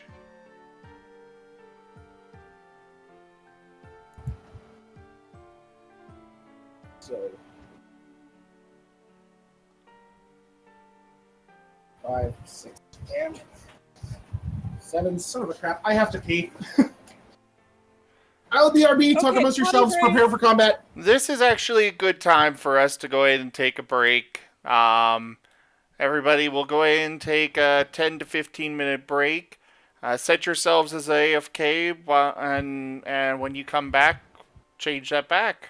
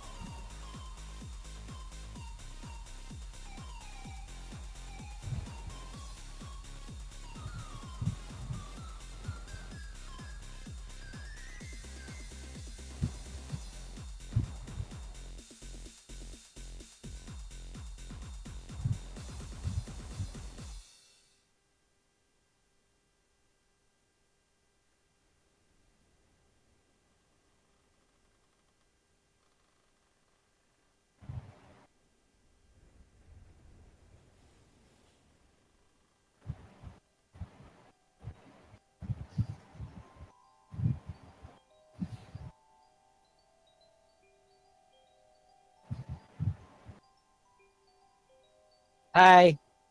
Hi.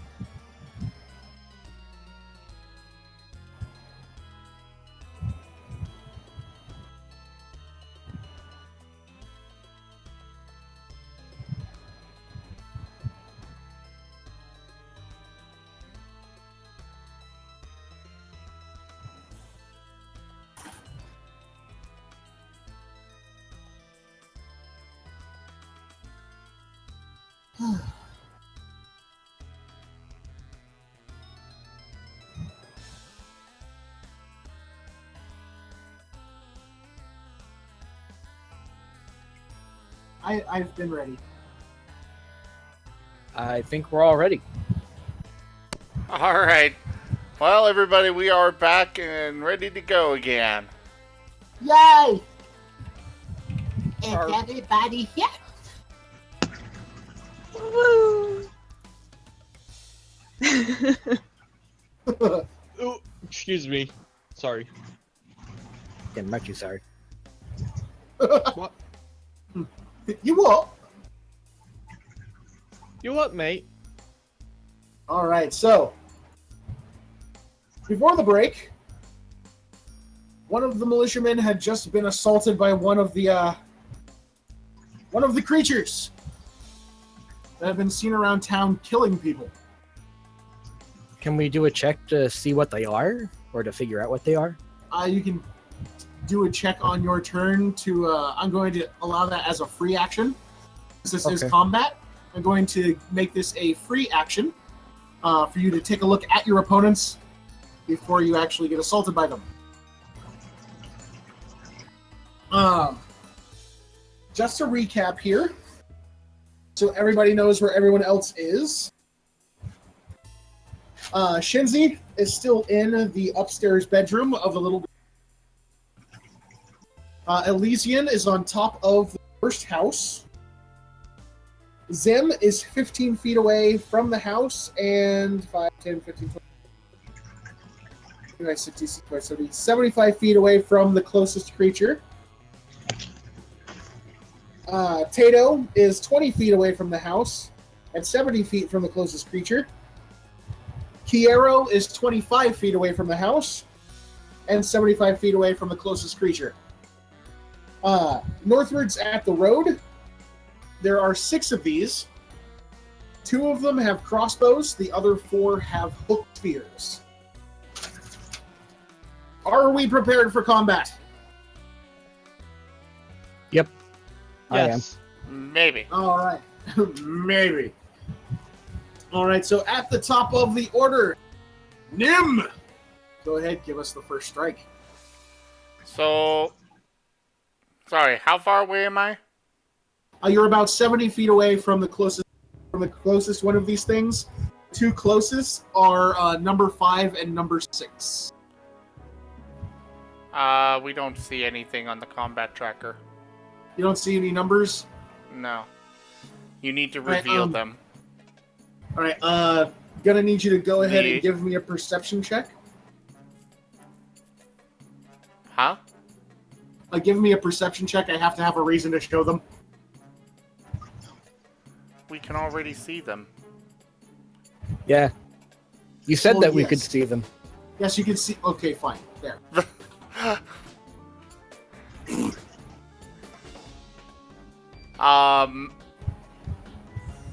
Well, I don't really have any range, so I'm going to move as close as I can, but find some cover to hide behind until my next turn. All right, and what's your move speed? 40, so I could move a total of 80. Okay, so you're gonna double move 80. Yeah. Well, probably a little less, but yeah. I would suggest much less. Uh, if you're looking for cover, that's 5, 10, 15, 20, 25, 30, 35, 40, 45, 50, 55, 60, 65, 70, 75, 80. All right, if you take your full double move, you can move your full 80 feet. That's going to put you behind the second house, right at its rear corner, where you can peek around and see the sides of the creatures. And then my next turn, I would be within 40 feet to attack. 5, 10, 15, 20, 25, 30, 35, 40. You would need to charge in. That's going to be your speed plus 10. But yes, you could attack. Okay, well then I guess I'll do that. Okay, I'll go ahead and mark you down over there. And the next actor in the order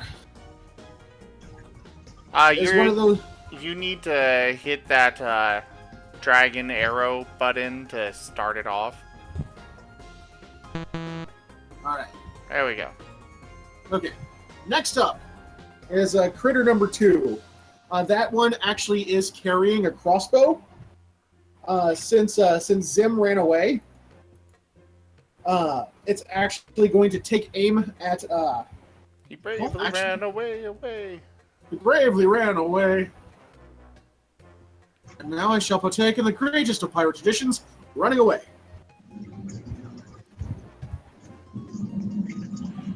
All right.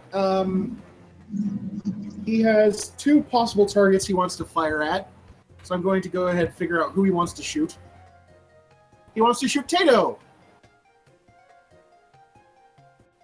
He is going to... What was that? I said potato. Yeah, Tato gonna get it. Potato? What? Potato. Boil him, mash him, stick him in a stew. You know how it is. Oh, let me stretch that so I can actually see. My AC is everybody. 16. If you've ever looked at a, Oh, that's going to take Deal, everything into account. Don't you worry. they're basically potatoes.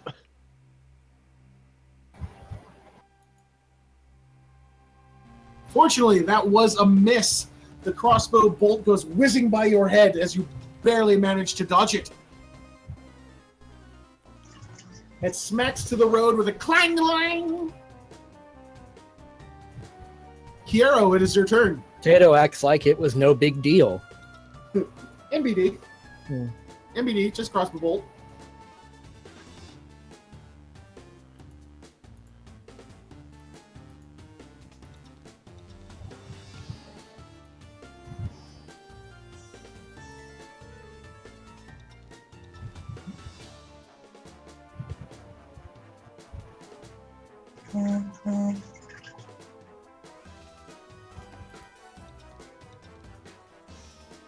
All right, and what's your move speed? I'm gonna move up. There it is. Oh my god, I Kiera. forgot I have to narrate Kiera.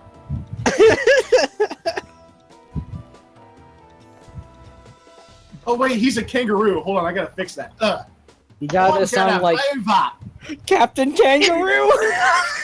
Oh god. Could be worse. It could make him sound like Junkrat. Oh my god. Junkrat's This awesome. is gonna be a great time! Yeah!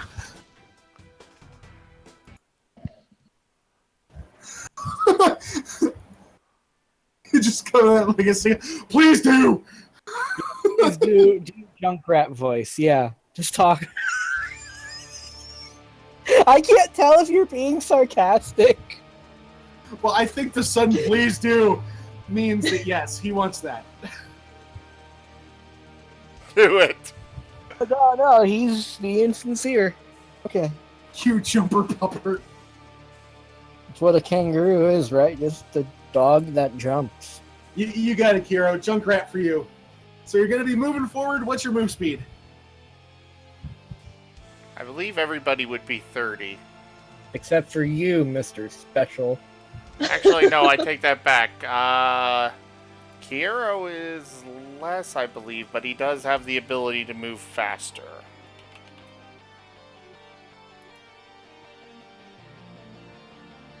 Well, like with a long jump? Kind of. I'm gonna do them fist hops, yo! Oh my god. Oh. He can move. If he's going in a straight line and the full stretch, he can move 40. All right, 40 steps or 40 feet forward. That is going to put you directly across from the doorway of the second house. That is going to put you 5, 10, 15, 20, 25. That's going to put you within 30 feet of the creatures. If you have a ranged attack, you can do it now.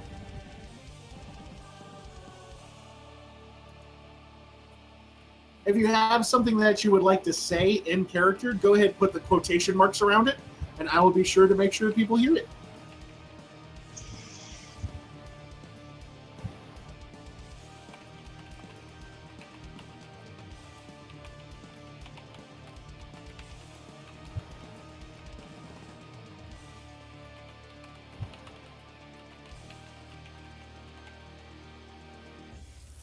Let me take a look.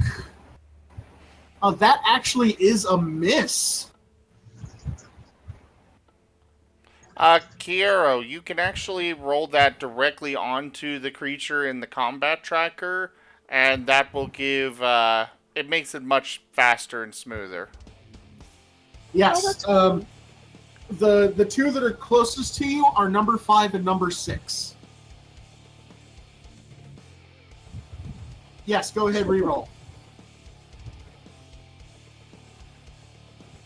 And That is a hit! Oh. Excellent! And go ahead and do the same with the damage die.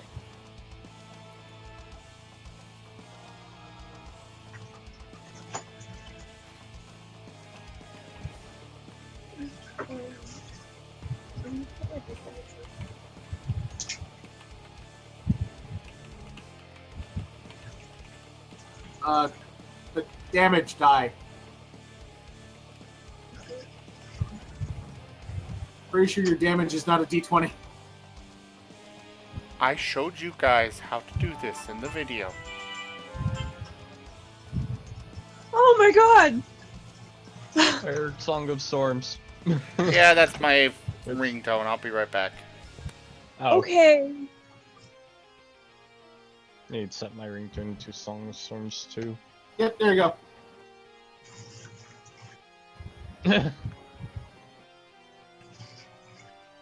You do the same thing you do with the attack hero. If you hover over the damage for the attack, you should be able to click and drag that over the creature, and it'll roll the damage for you. There you go. Sure, you re-roll an 8. Maximum piercing damage.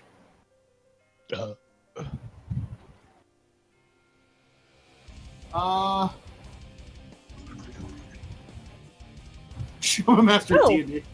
Well, the good news is I can go ahead and add the damage myself. So that's not going to be a problem. All right, so as you Don't mind fire, me, I'm just pressing buttons. okay. As you fire your crossbow, your aim is true and it impacts the creature square in the shoulder.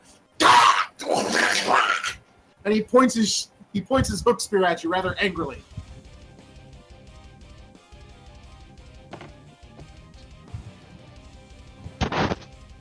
Eat your heart out, Hawkeye! Who's Hawkeye? Tato's saying it, not. I know who Hawkeye is. Tato's saying who's Hawkeye. Okay, I'm never doing that again. Please don't. You do me still is- have a bonus action if you'd like to reload your crossbow.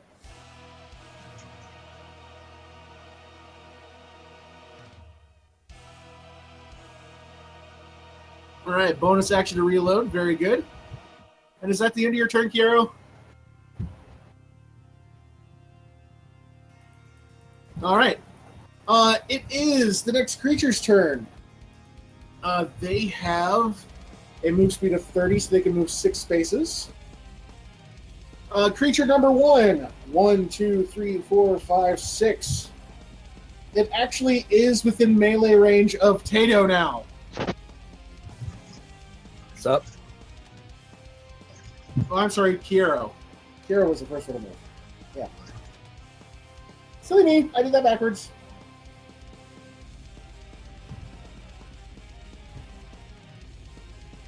Alright, Kiero, it grabs its hooked short spear, and it's going to try to jab you with it. So here comes the attack.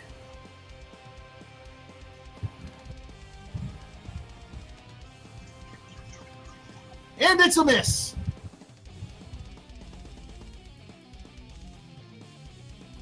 Lucky for you, they don't have any kind of secondary actions. Creature number 5, the one you so graciously stuck with a crossbow bolt, he is also going to come running at you. Well, they have very crappy weaponry, okay?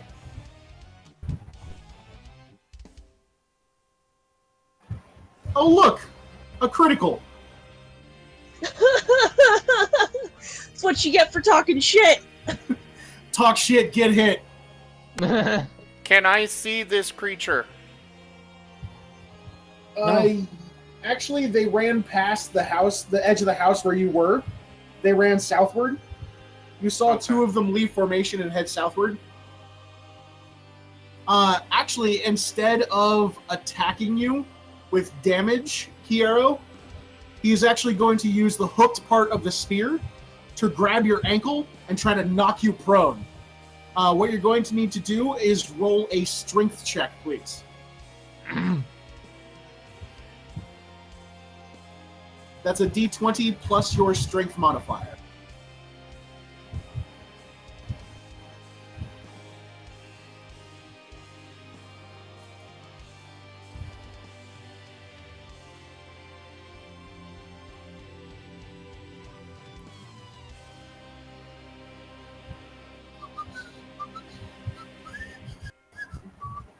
All right.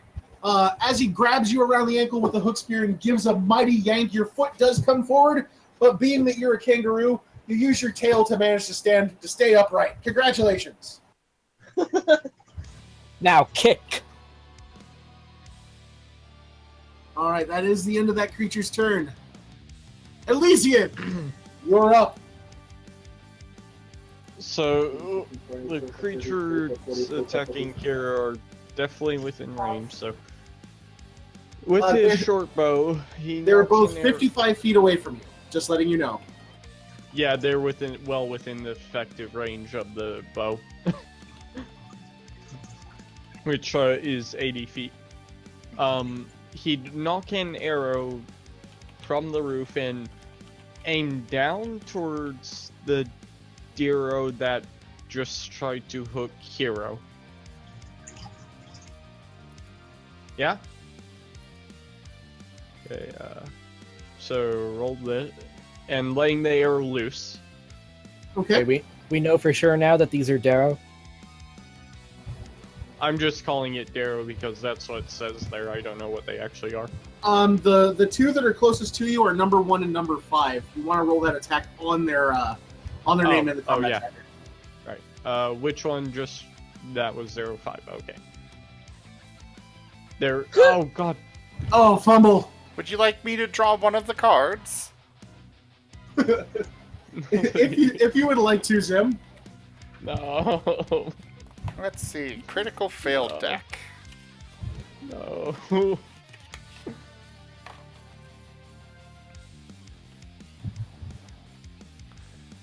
What'll it be, folks? With the bow.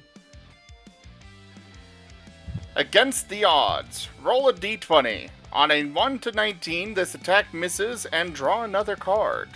On a 20, you find your mark and this attack is treated as a critical hit. That's like the best fumble ever. I know, right? Yeah, it is. Well, this is only if he gets a nat 20 on his next roll. Okay. Nope, draw another card. Watch, you draw like the worst. Oh, God. The worst that could currently happen is I hit Hero instead. Did you check the sofa cushions? This projectile cannot be recovered. That's like the most mild. I know. Though, if this were a magic attack, block! 2d4 chickens appear within 10 feet of you. That's fantastic. That is fantastic. Throw the chickens at them. Well, the rogue failed at his one job. Go me. So the crossbow bolt, I guess the crossbow wasn't pulled all the way back. Nope, So there's- arrow. Short bow. Short bow. Okay, so there was kind of a and the arrow just kind of falls off the end of the bow and goes tink onto the ground Well, that's never happened to me and before. breaks. It doesn't just break either; it shatters. Like you can't even use tape. How did it How did it fall with that much force? No, it didn't. It got lost. That's what the card said. You dropped it at your feet and it disappeared. Yeah, did you check the sofa cushions? Fine, I'll go check them now. All right, you is that the Some end of your turn, these are- Elysian? Nope, it's not there. Yeah, that's the end of my turn. Okay, Then hit the button. I got it. Okay. Oh, okay. Good guy DM here. Yay! All right. I'll remember 2 next time. I rolled a 1 on my initiation, so my turn is dead last. Your initiation into what club?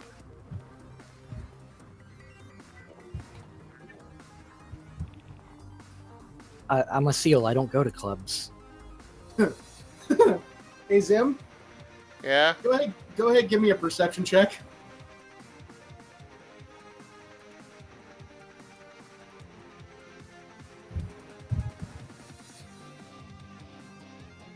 Would I be able to smell whatever it is? Or hear it? I would say yes. You can definitely smell it.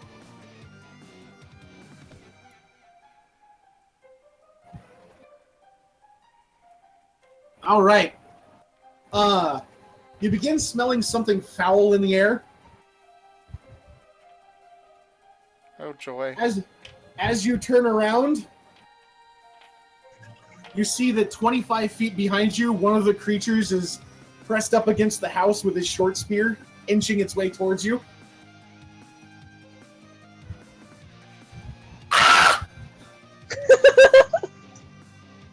The heck was that? That was the creature because you spotted it. Oh. Okay. It's taken its full movement, so it doesn't get to attack you. It's not in melee range, but you spotted it. Okay. Shinzi! Okay, I heard Shinzi, and I'm like, who the hell is that? I've been trying to figure out how to do the combat stuff because I remember it was on the video. I just don't remember how to do it. Well, Go to first the... you need to get within shooting range or something. You're still Actually- upstairs in the bedroom. Oh, she looks out the window. Well, yeah, okay, so I should probably start off with that because I realized there was nobody around. Everybody left, and so I look around, and can I see anything going on out the broken window? As you look out the broken window, you would have spotted this creature crawling out of the bush right beneath the window and heading off northward. Okay, how far away is it? It sounds really close. Right now, it is 5, 10, 15, 20, 25, 30. It is 35 feet away from you, but it is around a slight corner. You do not have line of sight from the window. For the record, your Would I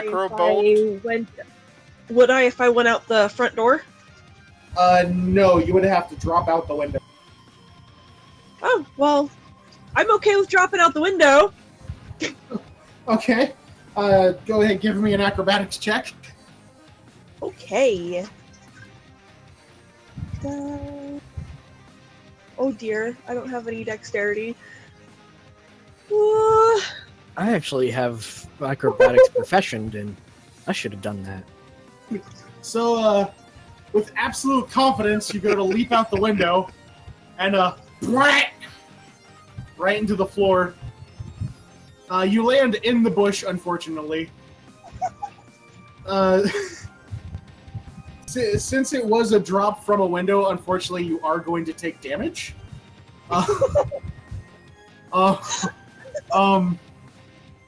So,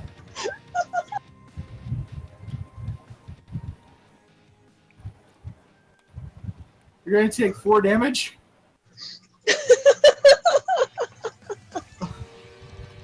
Well done. Am I able to stand back up and do anything? Yes. You fell out of the window, but you jump up and dust yourself off. I meant to do that. I meant to do that.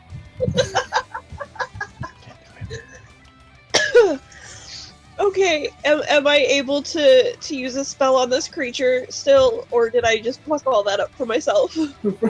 From where you're standing in the waist-high bush, you can see this character. You can see this creature pressed against the next house northward. He has a spear pointed towards Nim. You do have range on him. 5, 10, 15, 20, 25, 30. You have 35 feet. Okay, well, I'm order to hit them. 120.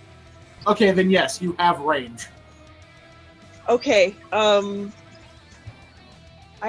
don't know how to do this. How do I do this? Okay. Go to your actions tab. Okay. Which number is the creature that she's looking at? 7. Okay, so in your combat tracker, do you have that up? Yeah. Okay. So you're going to see you'll see an attack box. It'll have ATK and then a box next to it.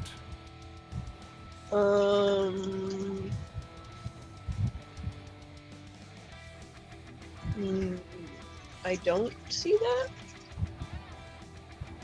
One moment. Ugh. I do. I see it if I want to use my quarterstaff, but not if I want to use a spell. Okay, I'm gonna take over the laptop real quick here. Oh. I may. Oh, yeah. You said it's number 7, right? Yes. Figured it out. Well, fine. Wait, Necrobolt is versus AC? Yes. Oh, okay. Yes.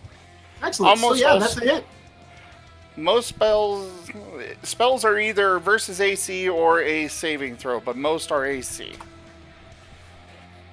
Well, with the exception of Magic Missile, which just hits automatically. Yeah. Well, that's the wizard's bread and butter. Yeah. All right. With Necrobolt, does it say what type of spell casting you have to use with the Necrobolt? Does it say like somatic or something? You can hit the dragon head next to the spell to see that.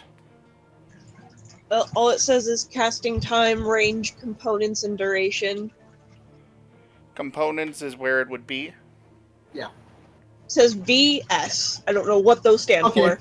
Vocal and somatic. That means that you can that you basically chant a spell and you use your hands to create some kind of mystic sign in order to cast your thing. This is how you kind of add your own personal flair to your spell casting type. So do you want your spells to be like chanting, or do you want them to be like hand signs that you used? Well, they would be both. The components mean it is both. Oh yeah, vocal and somatic. So Okay. if you want to use some kind of incantation or roleplay some kind of hand sign to go with this, by all means, please do. I hold one paw out straight and kind of wiggle the other one, almost like my paw is broken.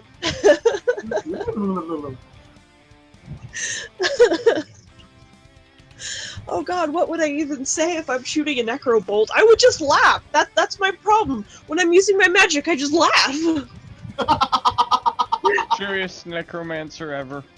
Like, imagine if you've seen the movie for Prisoner of Azkaban and you watch the way Bellatrix fights and she's just crazy. She just cackles maniacally the entire time.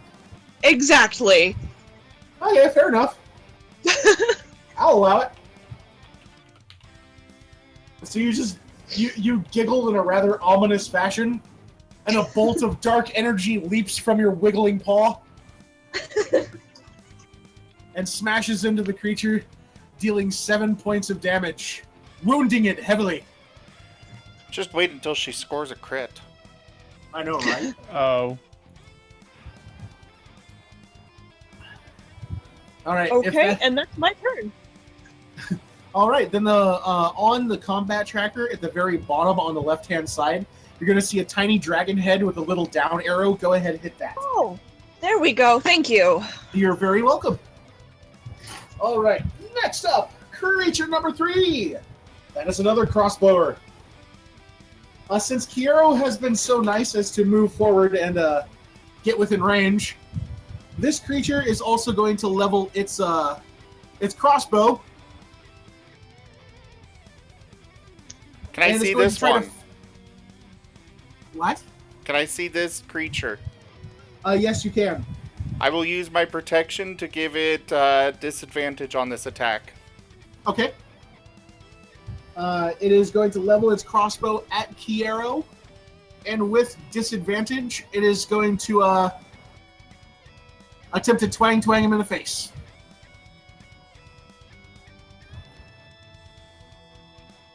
And that is a miss! The crossbow bolt comes flying by. You can feel the wind as it passes by your ear.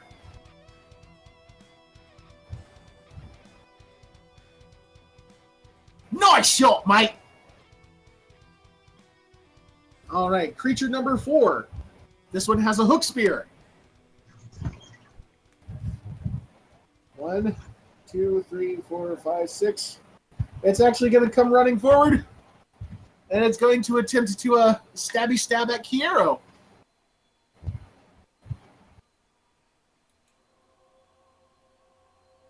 No, not the damage die. Dang it. I need that. Okay.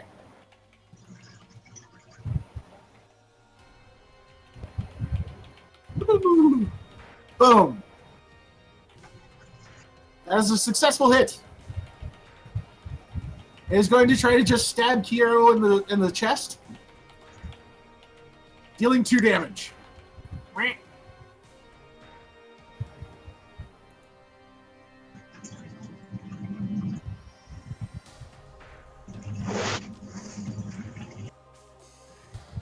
Tato's initiative never got added.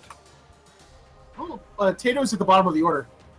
Well, Yeah. actually, he would be above the Darrow 6 at least. No, I rolled a straight natural 1. That doesn't have any impact per the rules. Oh. It's just your score is whatever it is, so it would be a 4.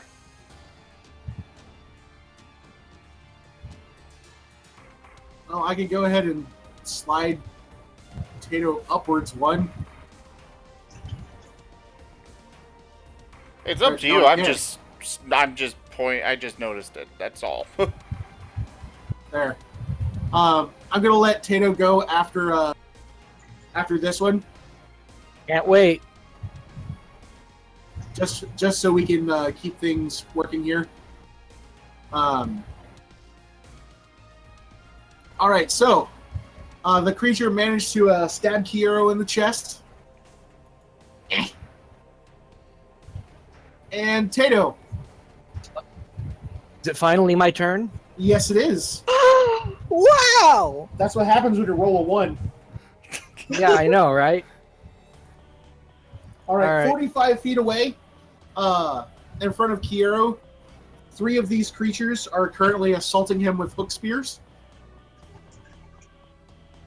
All right, so I take out my bow and I notch an arrow. I use my bonus action to use Slayer's Eye on one of the Darrows. Okay, you have Darrow 1, 5, and 4 currently in front of Kiero. Which one are you aiming for? Which one was the one that Kiero hit first? Actually, if I don't know, then just tell me. Just give me any of them. You Aiming get to pick. for.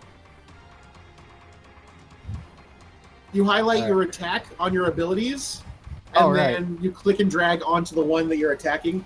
You have 1, 5, and 4. All right, 1, 5, and 4. I'll hit 1 since he's healthy. Okay. With I'll do my Slayer's Eye on number 1. Now this means that you get to tell me everything about it. Define everything. All right, hold on. Let me pull up the. Jesus.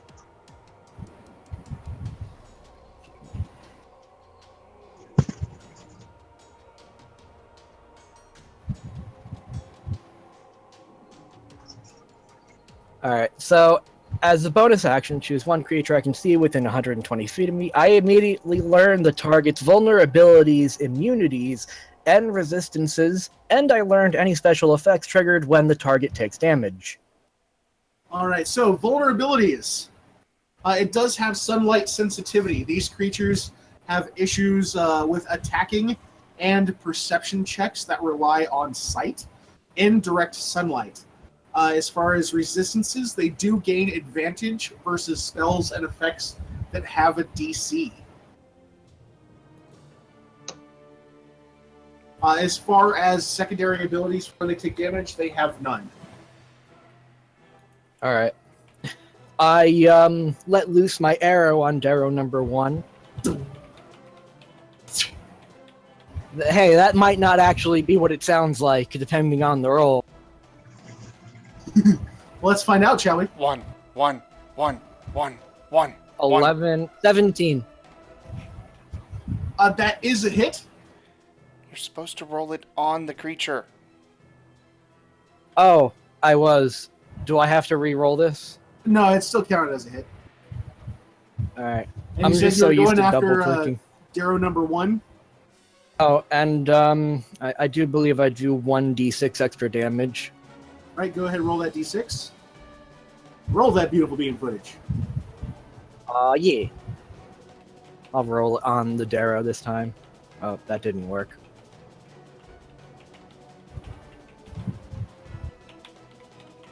Just roll the d6 in chat and I'll add it up. Okay, for Just a total of 1. 6 damage. All right. So you've damaged it for 6 points, and it's at the end of your turn? Yes, it is. All right, so finally, creature number 6, also with a hook spear. 1, 2, 3, 4, 5, 6. Taking optimum movement is actually going to move around to the left-hand side of Kiero. This is what happens when you go rushing forward without a team. And it is also going to try to poke Kiero about the chest and neck. And miss!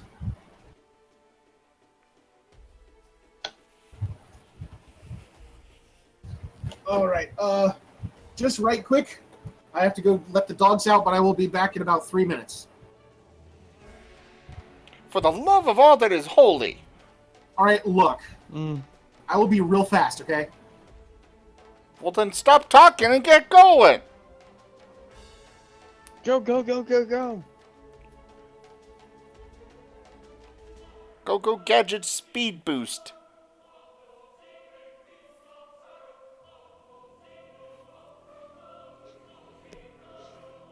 So, you guys come here often? Very often.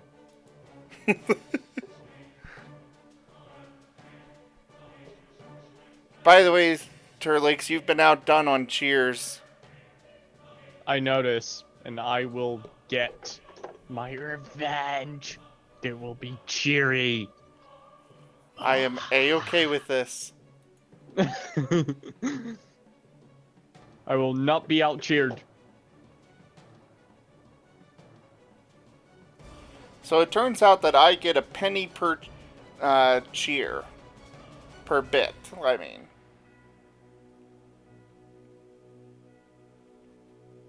That's not actually bad. 100 cheers, $1. exactly. So,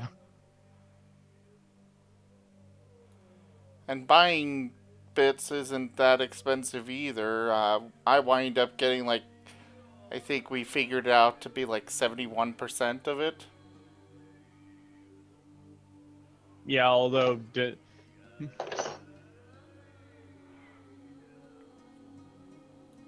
You what? yeah, but it's probably better we just didn't donate directly to you anyways. It's preferred.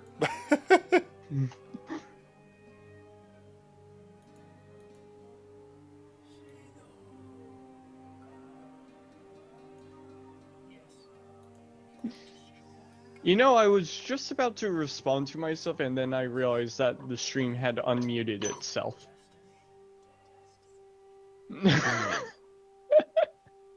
Wow. Go me. Talking to myself despite the fact that recordings of my voice and how I perceive my voice when I'm talking sound incredibly different. Particularly because I don't seem to sound so slow when I'm talking, but when I hear myself it sounds really slow.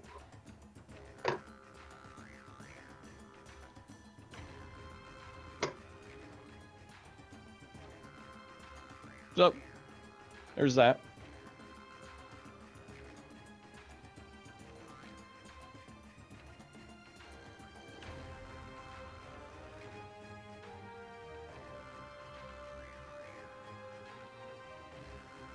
Okay, I'm back.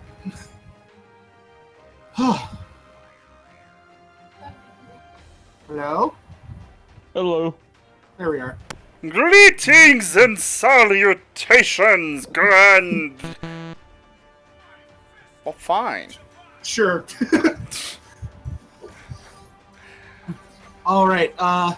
The bell sound comes across to me as the fail sound from Link to the Past because of my custom sound effects on my computer. And so I'm in the middle of doing that, and it's just da-na. I'm like, oh, well, fine. All right. Nimotar. It is your turn. Currently, there is one of these creatures 25 feet behind you. He is wielding a hook spear. Is that the one? That was the one from the bush. Yes. Okay. The The ones bush that creep. yes. The ones that were in the street, the 4 that had hook spears have already moved forward against Kiero. The only 2 that are still there are the 2 with crossbows.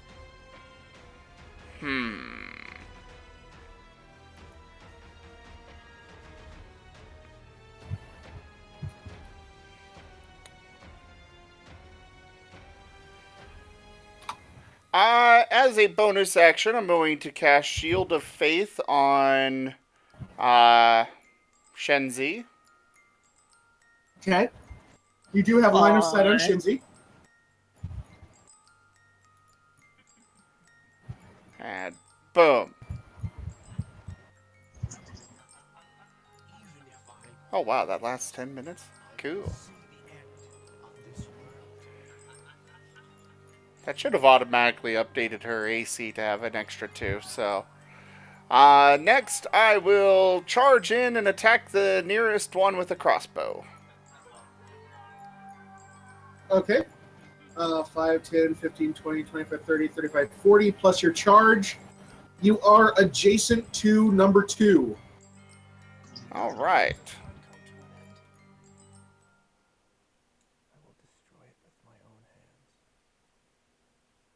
Successful. Hit is successful. Your moon fangs dig deep into the creature, and it screams in agony. Ah! Good. Good. For max damage. Well done. In fact, you did not just chomp its shoulder. You hit it with your paw, knocked it onto the ground, and just ripped out its esophagus. this is acceptable. And you're a paladin. Yes, I am. And it's an evil thing, so it's okay. Well, I don't know about if it's evil, but I do know that it's been abducting people, so yeah, that's okay. It's doing evil things. Close enough. Exactly. All right, so that thing is dead. So we'll just go ahead and move on. Kiero, your turn.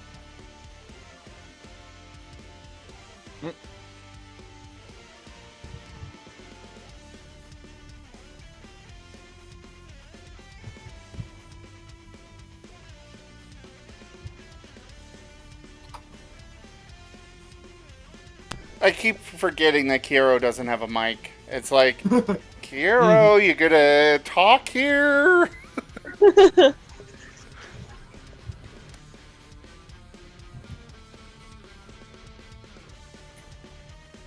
You gonna say that in Junkrat voice? Or Kermit the Frog voice? Something to keep in mind, Kiero. I don't know if you are I don't know what your experience with D&D is.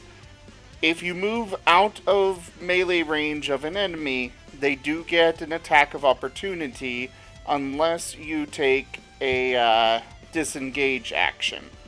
But that would mean that you could not attack. Time to get punchy, kangaroo boy. Well, more kicky, but yeah.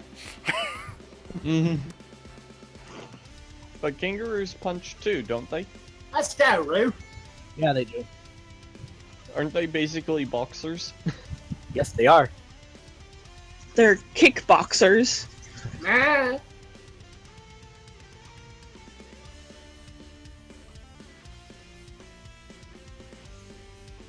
I don't know if I... Wait, you did get your kick added to your sheet, didn't you, Kiero? Okay. In answer to your question, yes. You're actually in range to smack numbers 1, 4, 5, or 6 with your mace.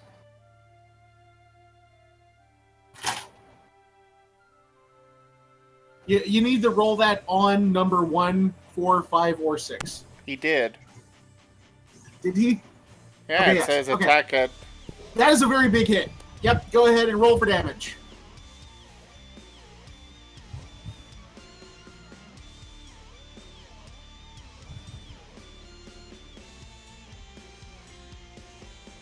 Wow. Heavy damage. All right. And actually, you know what? Go ahead and give me a straight D20 roll. No bonuses.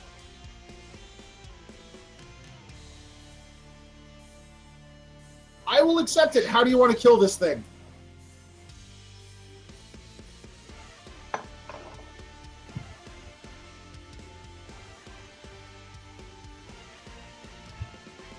Yes. Yes. Be as graphic as you want to be. Just keep in mind that this is a PG-13 stream.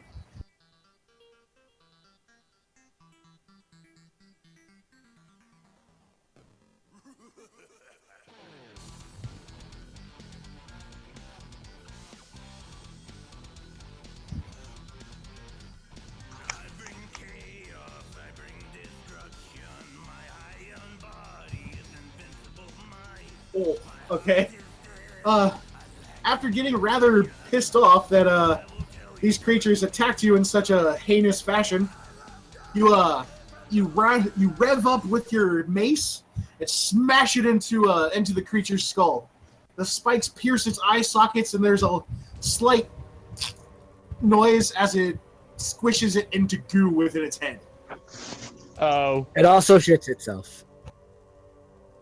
What? Well, yeah, because when things die, that's what happens. As it dies, its bowels evacuate. Well, yeah, okay. What? That's a thing that happens. I know it's a thing that's happening. It's not a thing we need to point out right now. I support my stream being educational. I humbly disagree.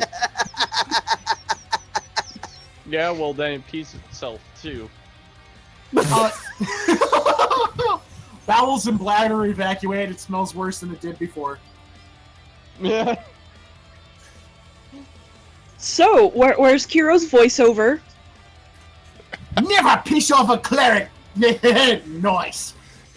Oh god.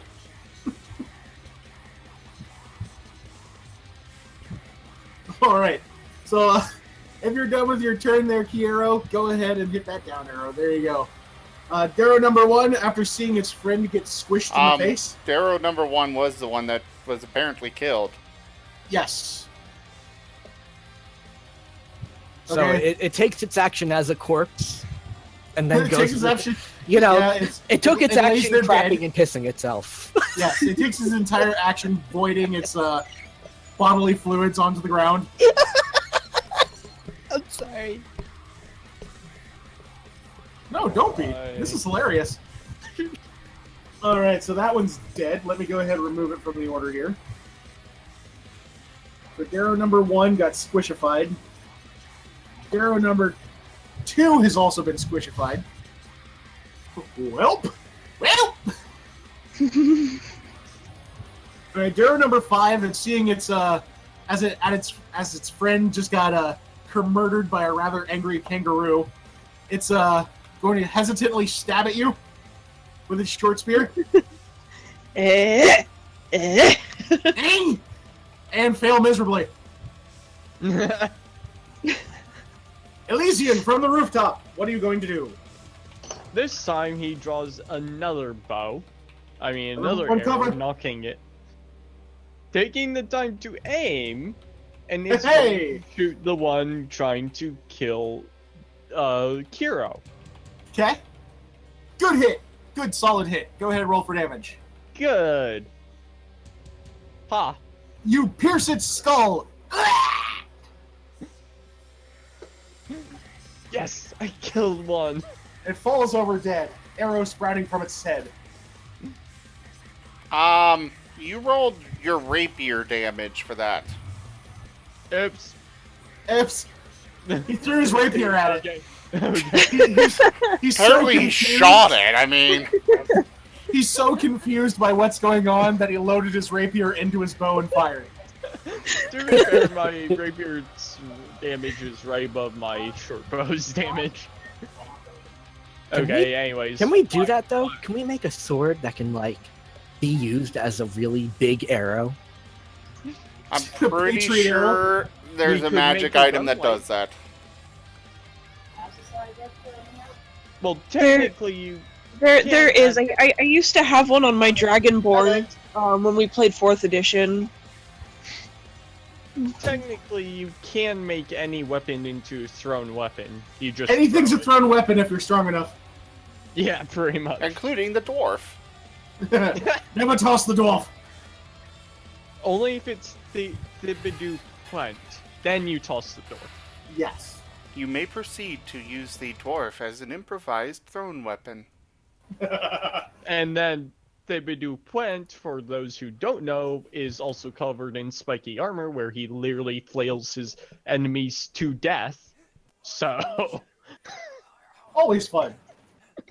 Just fun. replace the flail balls with dwarves. Pretty much. And it's It's like a dwarf really flail. big flail. Yeah, a literal dwarf flail. It's like a really big one. It's made for a giant. It's just two dwarves mean- hanging onto chains. There's an entire Hey, guys. brigade of dwarves. Yeah, yeah. Okay, sorry. Let's get back to... Unmute the stream if you've got it muted. Why? Why? Because of the song that's playing. I don't hear it. Why? Or no, I'm not. I don't know. I don't hear anything. Why do you have this playing? Why is this even in the song list? The Huh? Great Mighty Pooh from Conqueror's Bad Fur. I am the great mighty Pooh, and I'm going to throw my at you.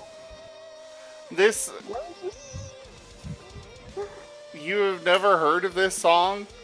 No, I've heard it. I just want to know why it's in the song list. No, I've heard it, but why? I use music from Overclocked Remix, OC Remix, and they've got 3 albums called Badass Boss Themes. And, well, they're great for combat, so I play from them, and, well, this song's in that list.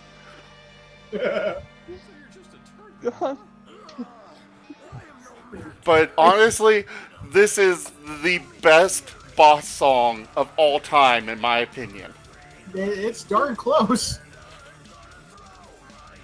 You can't. It's close to You that really not can't so beat serious factor. an opera singing shit. No, you really can't. Or if you can, it's tough to. Well, Anyways, back Samuel on game. So Lethean, is that the end of your turn? Yes, that. Sorry. I got it. That. Ow. Okay. Did it. Okay. Yay. Alright, so. It is number 7's turn. That we can start my map. My map of no. Number 7 is actually going to turn around and come rushing back to the bush where Shinzi dropped out of a window.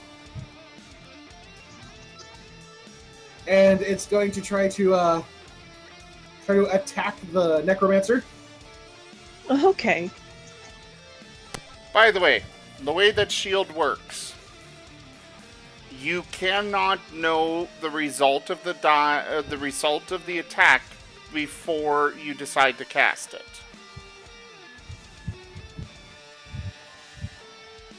Just throwing that out there. Oh, shield. I don't even have shield prepped because my character was all by herself. Why did she need a shield? She wasn't going to be fighting anything. Well, Nim had actually cast it on you. No, I cast Shield of Faith with it, which is different.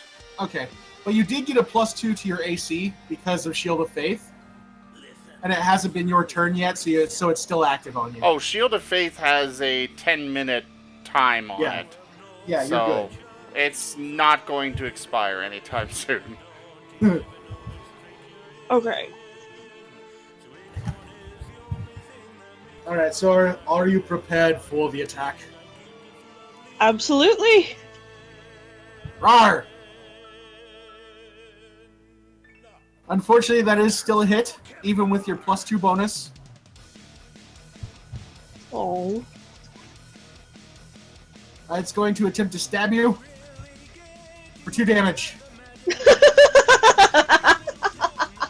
I think the bush did more damage. It did. Alright, and with that, it is the creature's turn done. Shinzi, you are now within melee range of this creature. I'm gonna bash it with my quarterstaff for hitting me. Hey, stop that! Come on! Nice. That is a big hit! That is not a small number! That is a very big number! I said I Too was bad gonna it's not bash it! I wish that were a crit. Alright, and you killed it! Woo! You want to describe the death? As soon as this thing stabs me, I stop laughing and I look at it angrily and smack it across the head with my quarterstaff until it collapses. And then I go back to laughing. Wow.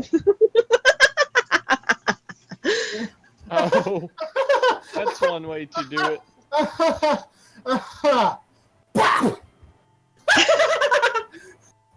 Yes, exactly like that. You're basically the Joker.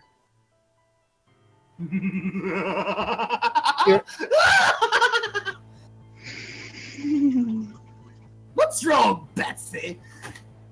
Not having fun. Okay, and where am I in relation to the 3 that are still alive? The 3 that are still alive, you're actually still at the back of the house that everybody was in. you would have to come around the house. So it's 5, 10, 15, 20, 25, 30, 35, 40, 45. It's 50 feet for you to get to the road where Tato is. And even then, it's Okay. another 5, 10, 15, 20, 25, 30, 35 feet to the closest creature. Well, I'm gonna come around the side of the house. Like, my attack is done, but I'm just gonna, walk what's as your- far around the house as I can with the rest of my turn. Your move speed is 30? Yeah. 5, 10, 15, 20, 25, 30. Okay. All right, you were 15 feet from the edge of the road. You actually do have line of sight on creature number 4, but he is quite a distance away. Okay. Maybe next time.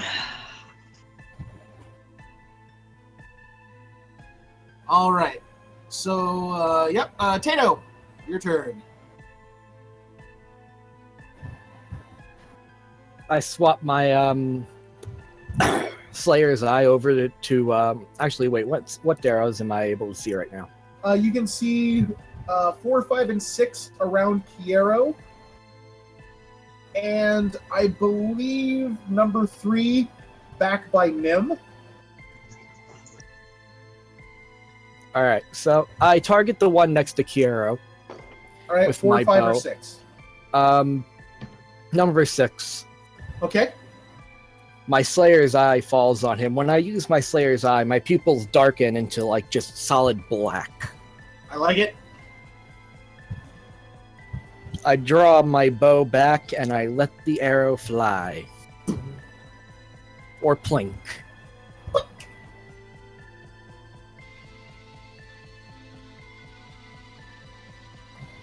Oh no, it flew. Oh, yeah.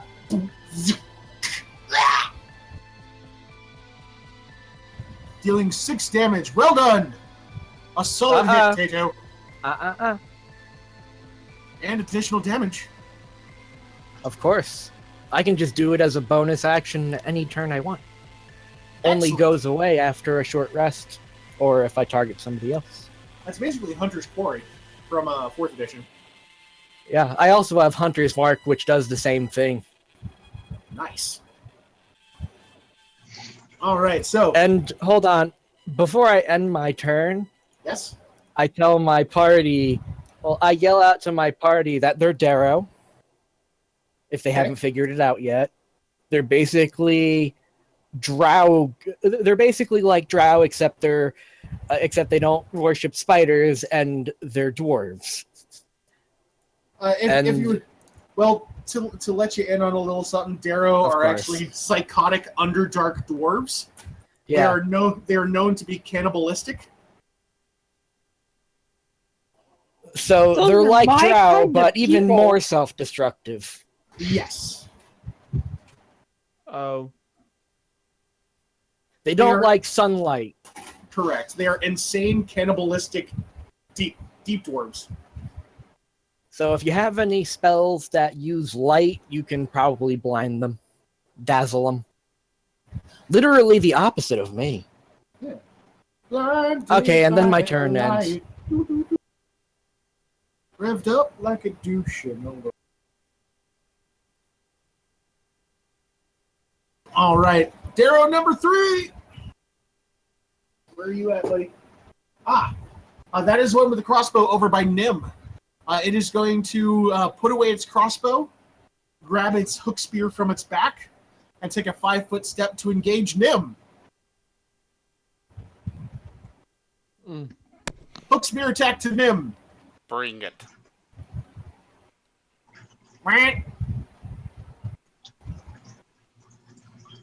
Shenzi, did you see what I sent you?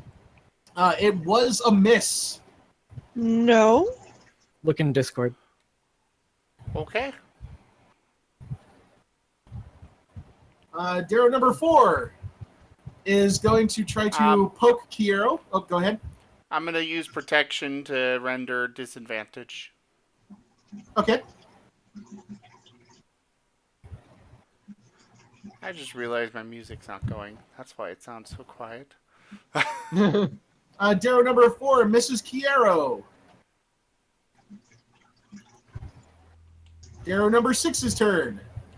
Going to poke Kiero. Also a miss. All right. That means Nim. I'm gonna rip out the throat of the one right here.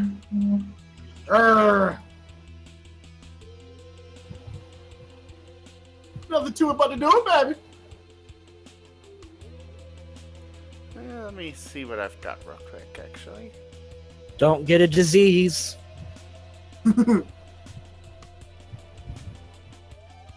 Last thing I'd want to do is bite these things. Ugh. Ugh. They already stink. Can you imagine what they taste like? Can you imagine where they've Delicious. been? What diseases they're covered in? Well, you can ask Zim later. He's the one chewing on them. I'm gonna cast Divine Favor as a bonus action first. Okay. Your Allows me taste to- buds are gonna need divine favor.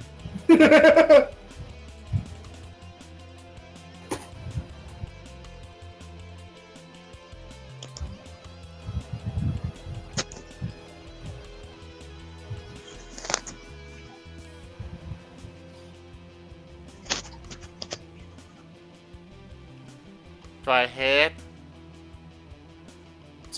Yes.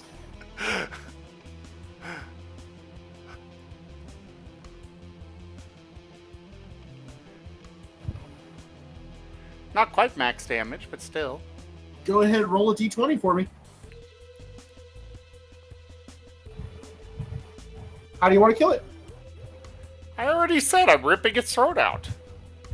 Okay, so that's another jugular torn, but by Nim. Preferably by, I'm gonna separate its head from its shoulders. Easily done. As you chomp down into its neck, you feel the warm, wet goo of blood squish into your mouth. As you rear back, its head comes with your teeth, leaving its body limp on the ground. I fling the head aside. Are you gonna finish that? The head lands with a wet thud, much like a watermelon smashing into pavement.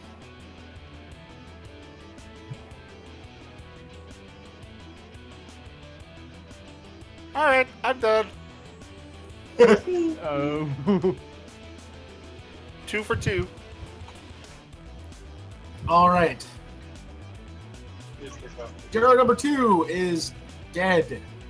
Kiero! Your turn. You still have 3 of these things around you. 3? Yes. 3.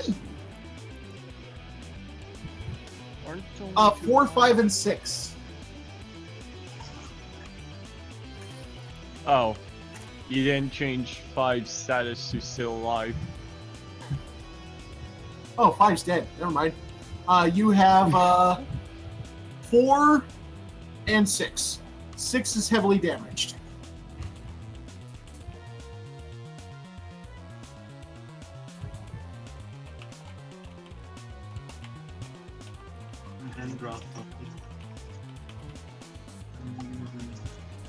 If you're talking, I can't hear you. That was a very bare miss there, Kiero. A valiant effort, but it dodges.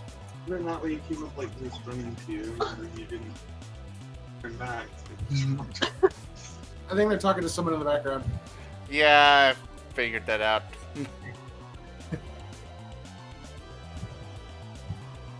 All right, you gonna do anything else, Kiero? All right, then go ahead and hit press the that down button.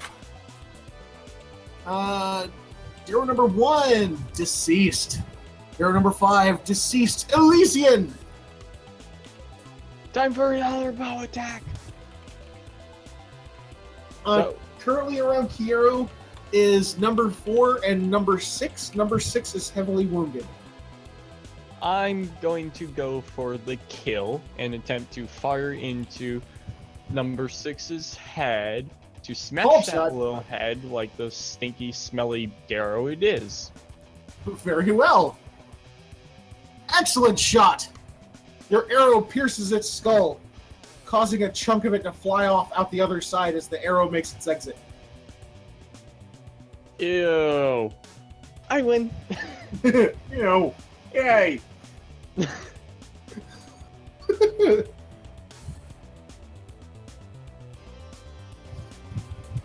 All right. Oh, yep.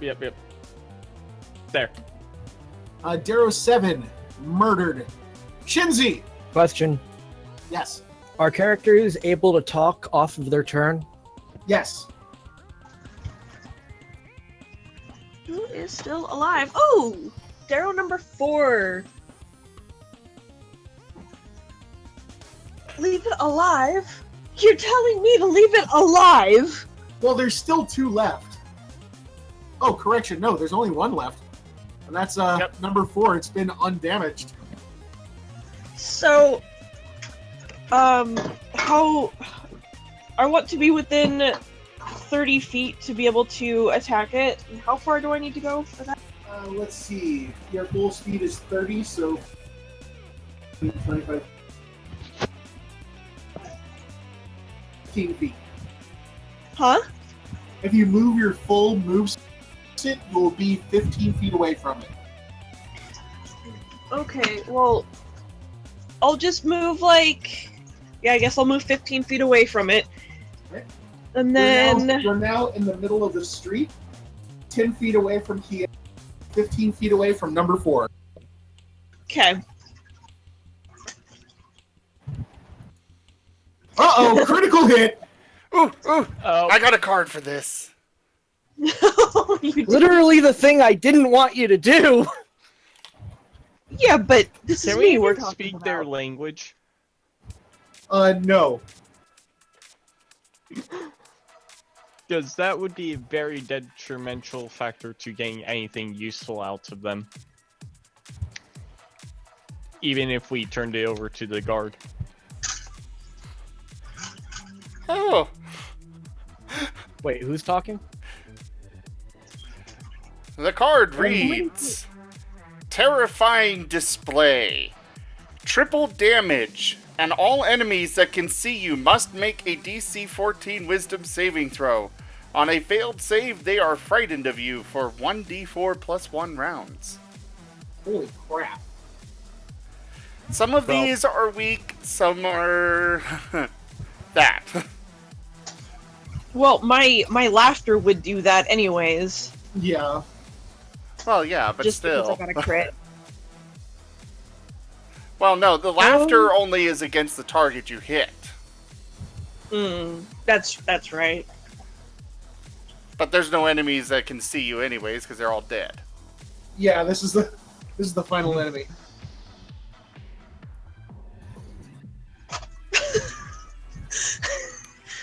What Wait, did you roll Wait. again for? Wait, that's not what I meant to do. That is you not rolled what the I- attack, not the damage.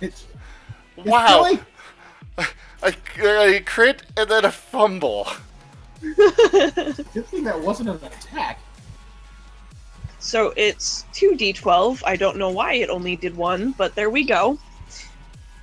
Alright, and it's triple damage because of That's not very much damage. because of the crit. What? It's triple damage because of the crit. Okay. So So you rocked its face for 21 points of damage. I did. I waved my paws at it and Wiggle, laughed wiggle, wiggle. maniacally. Just imagine my hyena waving my paws and boom, and it's dead. Is it dead? Oh, It's dead. very dead. It's beyond dead. Vaporized. There is nothing left of that Darrow. That it is so dead.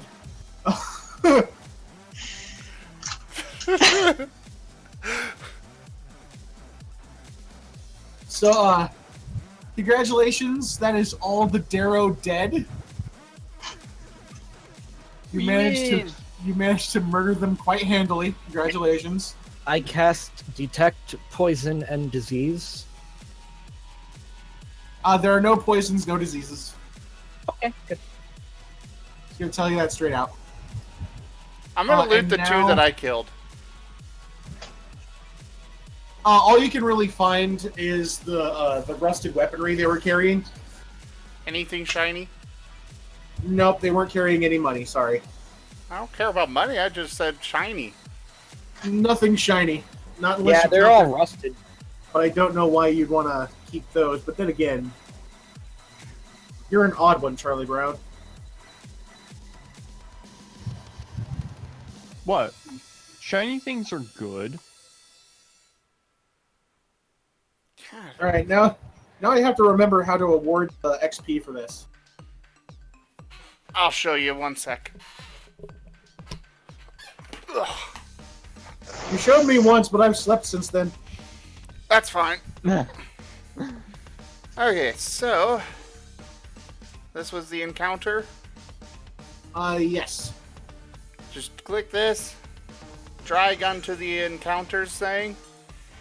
You do not have to award it right now. You can wait until later if you want. Okay. But otherwise, you just click this award button. You could give everyone tetanus. It's like seasoning. Wow. But yeah, that's how. Christ. Okay. All right. Well, having defeated all of the Darrow, you return to the house. The militia are still trying to gather themselves after what's just transpired. They had no idea what to do with themselves during this encounter. They're utterly freaked. Real quick, Yes. everybody go into your character sheet on the main tab. Go ahead and roll 1d4 once you have done so.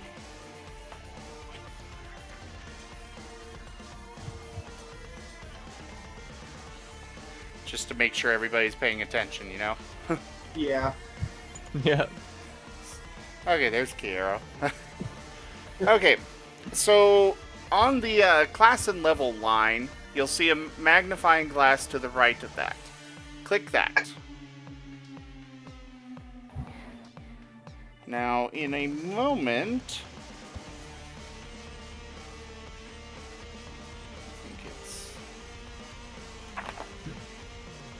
trying to find where the chart is in the book. 1 sec. There it is, yeah. Okay, so in this new menu that pops up, you'll see XP and then next level. In the XP field, we will all put 900. And in the next level field is 2700. Thank you.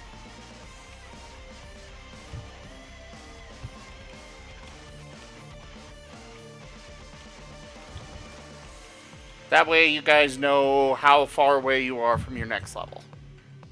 Yay. Okay, that was all. Thank you. And when Rika applies the experience, it'll actually add on and we can keep track. Hooray for auto updates.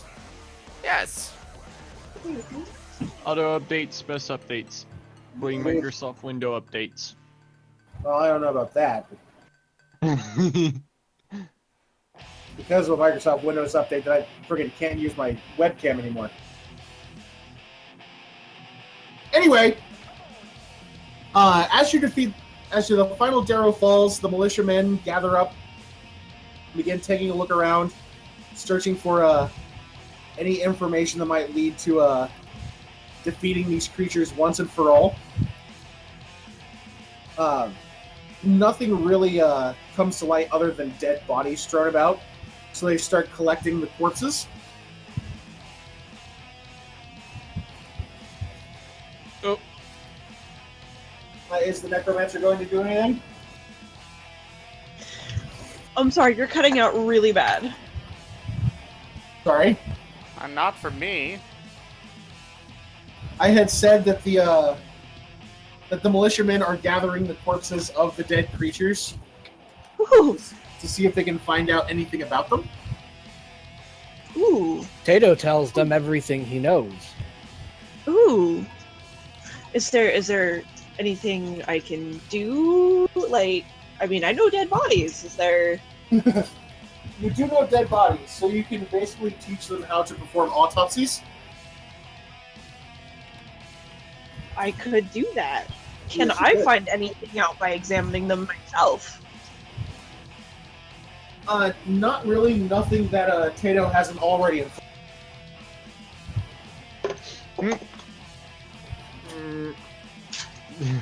Okay, then do I really need to teach them how to do an autopsy? I mean, I'm going to, because it would be so much fun.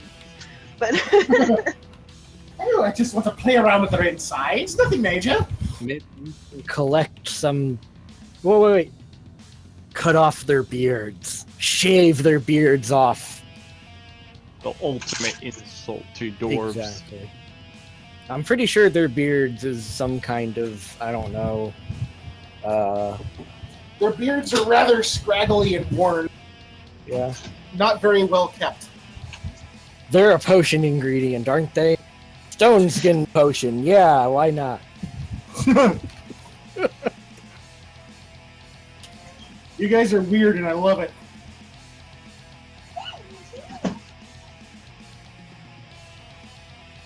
Alright, so okay. the bodies are collected. Darrow corpses rounded up and hauled away. You're led slowly back towards the garrison, where you are once again met by Captain Reynard. Hello. As you give report of the fight that has just gone down, he strokes his rather robust white beard. We must find that child. I swear by my honor, there will be no more abductions. I'll send scouts to the surrounding area to see if we can find these vile creatures. Oh, I should probably put Well, it shouldn't be too hard. They smell terrible. Until then, please, rest yourselves. I fear this is the beginning of our fight. And with that, he dismisses you. Hold on, I'm not. I'm typing in something. Okay. Exit Ex- C. Exeunt stage left. Exit stage left, even.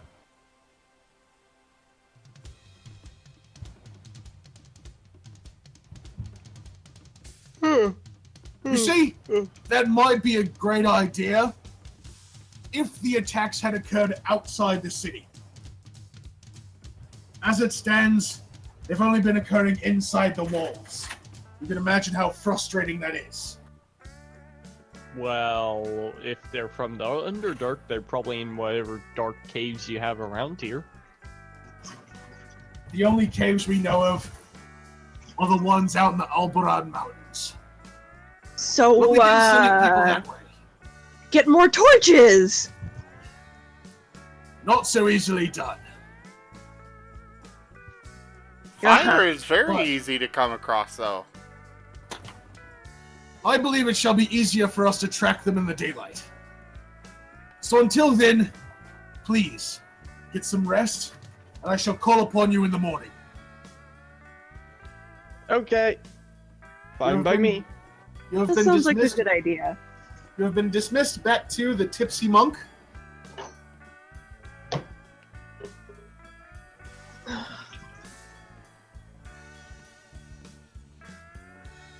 Then let's see here. Okay. As you enter the Tipsy Monk, the barkeep kind of waves you over. Ah, all right then. I heard there was a bit of a commotion. That's true. It is. There was. Now, Um, can I use your kitchen? Well, that all depends. How'd it go? Well, we're Very here, well, aren't we? Killed 6. Well, you are, yes, but, did you manage to, find the wee nasties? Not yet. I That suppose comes nothing else. tomorrow. We Yes, killed the ones that came tonight, and we'll find the rest tomorrow. We Hey, killed Al, more than a them half too. dozen and figured out what was killing your people. For that, Possibly killing your people. I can pretty much speak for all of Beldon Camp when I say thank you. Hopefully this means the end of those creatures. Not And, yet. At least a little bit of peace and quiet for our little town. Yes, by all means. Feel free to use the kitchen. Just, don't go looking in the storehouses, eh? Look in the storehouses. Don't go looking in the storehouses. Did I hear that right? It cut No. out. No, that's not what I said. That's not what I said at all. Just, yes, you may use the kitchen. Okay, well, you have a good night. You as well. And please, feel free to use the rooms upstairs. Thank you. Now, what will our intrepid adventurers find once the dawn breaks? What are these nefarious Darrow truly doing with their captives? Only time will tell. But for now, our intrepid adventurers get some well-deserved rest. Their story continues another day. Remember, you can right-click on the combat tracker menu and do a long rest. Ow. Ouch. All right, everybody, thank you very much for joining us for this stream. I hope you enjoyed it. It was definitely unique. There was lots of laughter, and that was the best. I will be streaming again tomorrow at noon with Stellaris. Tomorrow evening, there may be another D&D game. It's a little bit up in the air. If it goes off, great. If not, it will be Baldur's Gate. Fists of Furry will be back in 2 weeks on the 3rd. Yay! Hope to see you all there. Thanks for joining. Okay, I love you. Bye-bye. Bye, everybody. Bye, everyone.